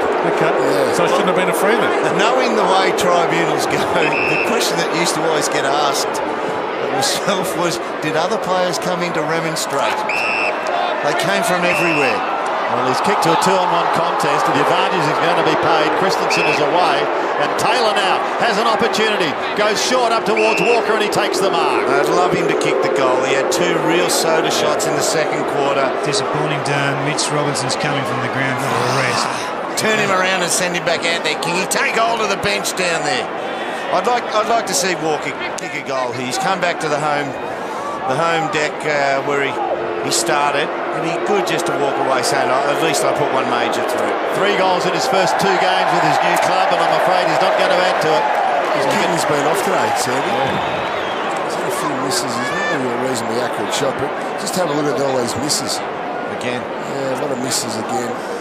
Lions are coming off 2 big scoring games. They kicked 15 goals round 1, still lost by 11 goals. Kicked 11 goals round 2, still lost by 6 goals. But they haven't been able to translate it. They're 6-14 now. If it was 14-6, all of a sudden, they'd say, OK, we'll put up a good fight. Bartel, 17-7 to 6-14 as it stands now. Cats aren't quite done yet. Blitzarves wide to Caddy. One of the things I will say about their forward setup is they've only gone in 34 times and they've had 20 shots. So they're not too bad at actually getting shots away.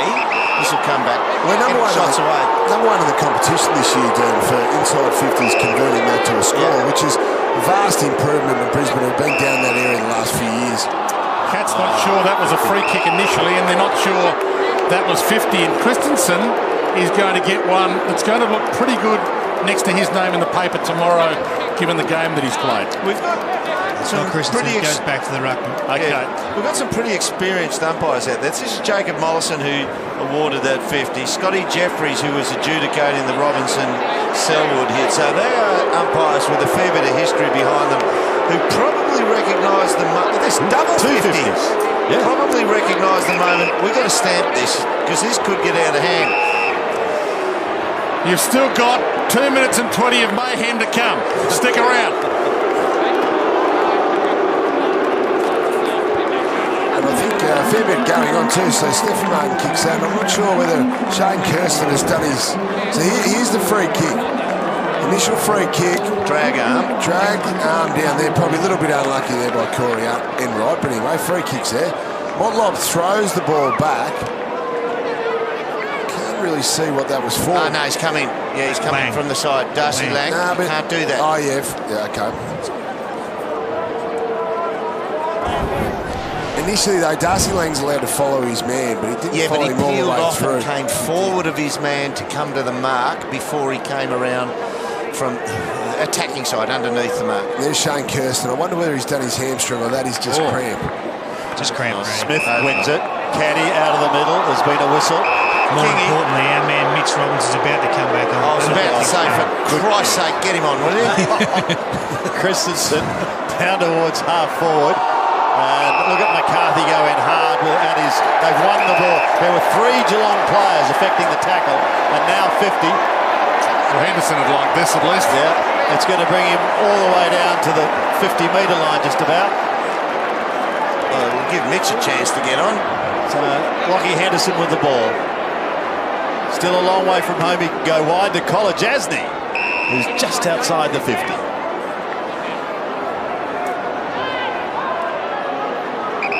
Looking for his first score ever. Not going to happen because he decides to go short. Finds Josh Caddy.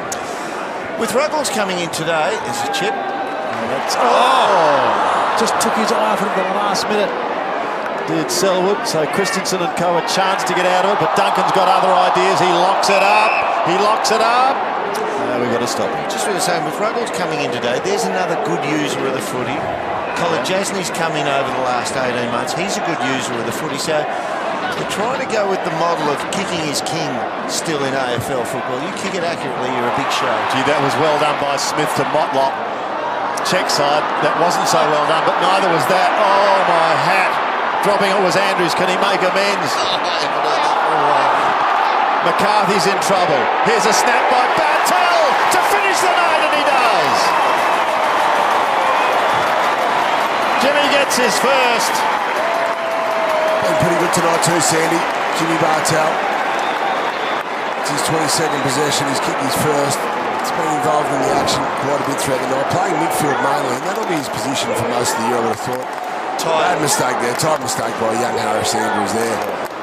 Good work by Lincoln McCarthy to keep it going, and Jimmy sniffed out a goal.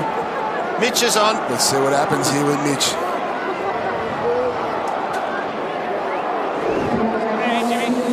All right, we got the human bowling ball. He's just come into the middle now. There he is, Mitchy. Who's in the crosshairs? anyone with a hoop on. One last minute where anything could happen. Guthrie gets the clearance. Dangerfield got in. Christensen's still down. It'd be like running in a brick wall, hitting Dangerfield. Carthy held up with 50 seconds left. He bangs it to the pocket. Motlop's down there. Little toe off the deck. Robinson ducked into a high one. Umpire said no. Hawkins, what was that? It wasn't a possession. Keep an eye on Mitch Robinson. We only got 30 seconds to go. Keep an eye on Mitch Robinson after the game, who he shakes hands with and who he decides to dodge. and where he's parked. He's had a big day. He's reached 30 possessions so far. He certainly brings plenty of intensity to the contest. He's made it entertaining, I know that, Brownie. Certainly has. That ball appeared to go out of bounds. Well, that one definitely did. The crowd are into it. They want to deliver it. They're not going to get it. They would love to see Mitch stand under a high ball now. They love the competitiveness that he brings to the Brisbane Lions, though. I think the clock's going to beat them. And get pancaked. From the throw-in. He's at it. Smith goes out the back. Harwood's hand pass. Okay. Here he is, Mitch to Christensen, who's recovered from that heavy knock. Bartel has it. But there's the siren. An emphatic win in the end to Geelong, going on with it in the final quarter with a 6-goal blast and winning 18-17, 125 to 7-14, 56. And Mitch Robinson going over to a number of players, including Patrick Dangerfield, and shaking his hand. On his way to Joel Selwood now. There he goes. There we go. Well, not much. Cold, really. Yeah. Cold. Yes. Icy. We might get Selwood and Robinson together for a chat with David King. Well, Kingy's down there now. Let's head down to him because he's got Joel with him. Kingy?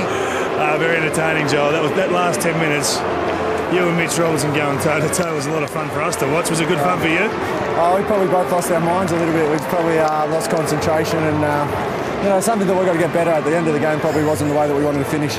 Proud of the way you played, though. Be happy with this performance as a group? Around the ball, we were pretty good. We didn't give them much, didn't give them many outlets, but, always improvements. Clearance game looked on song today. You got some real fast breaks out of the middle. The ability now to get Dangerfield to full forward and get some quality ball into Tommy Hawkins makes you a powerful offensive force again. It does. I mean, it probably started with a big 2 ruckman. They played pretty well today, jumped well. Around the ball, we were pretty good. So got to continue it. They were pretty poor last week, so we want to make amends. I'll let you go have a rest after boxing for the last 10 minutes, mate. Thanks, mate. Cheers, good on you. Yeah, pretty good game for Joel Selwood. He looks at this stage to be free of injury, which certainly wasn't the case last year, and well, he's relishing every minute that he's on the ground. Well, it's given him an extra lease of life having Dangerfield. I mean, he carries the contested possession hopes of this club, well, the hopes of this club on the back of his ability to win contested possession, and now Dangerfield doubles it. Well, Dangerfield, you've also got Ruggles' first game. You've got Smith, who's been pretty good, and Henderson's been a good pickup. Good summer. Let's go down to Kingy. He's got Danger with him. Kingy. We've been talking about your pre-match routine. You couldn't have a surf today. Didn't impact your game at all, mate. You loved it out here. We've had 3 days of really good surf, so it's been really hard for a few of us not to head out, but I'm glad we didn't. How have you found it? I mean, the crowd absolutely love everything you do here. Your ability to go forward now, kick a few goals, look like you're really enjoying yourself. Yeah, I am. And I think the team really is as well. We didn't kick as straight as we would have liked today, but I thought the intensity around the ball, especially after half-time, was really impressive, and we just have to continue this momentum now. Starting to get that connection between the ruckman and yourself, and Joel in the middle as well. He was fantastic around the clearances today. You can start to build that chemistry. Yeah, we are. We had a really poor week last week, and it's certainly something that we reviewed really thoroughly. We were soundly beaten, so we made a real point today to come out and improve that. That being said, it's one game, so we need to continue to improve that and impact every game. Good on you, mate. Go and have a rest. Thanks, King. Cheers. So the Cats back on track after the shock loss last week to the GWS Giants by 13 points. Victors here tonight on home soil by a whopping 69 points over the Brisbane Lions.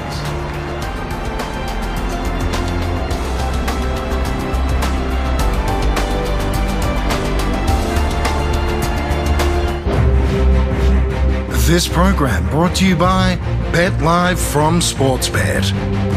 Harvey Norman. Shop with confidence online, mobile and at your local store. Telstra.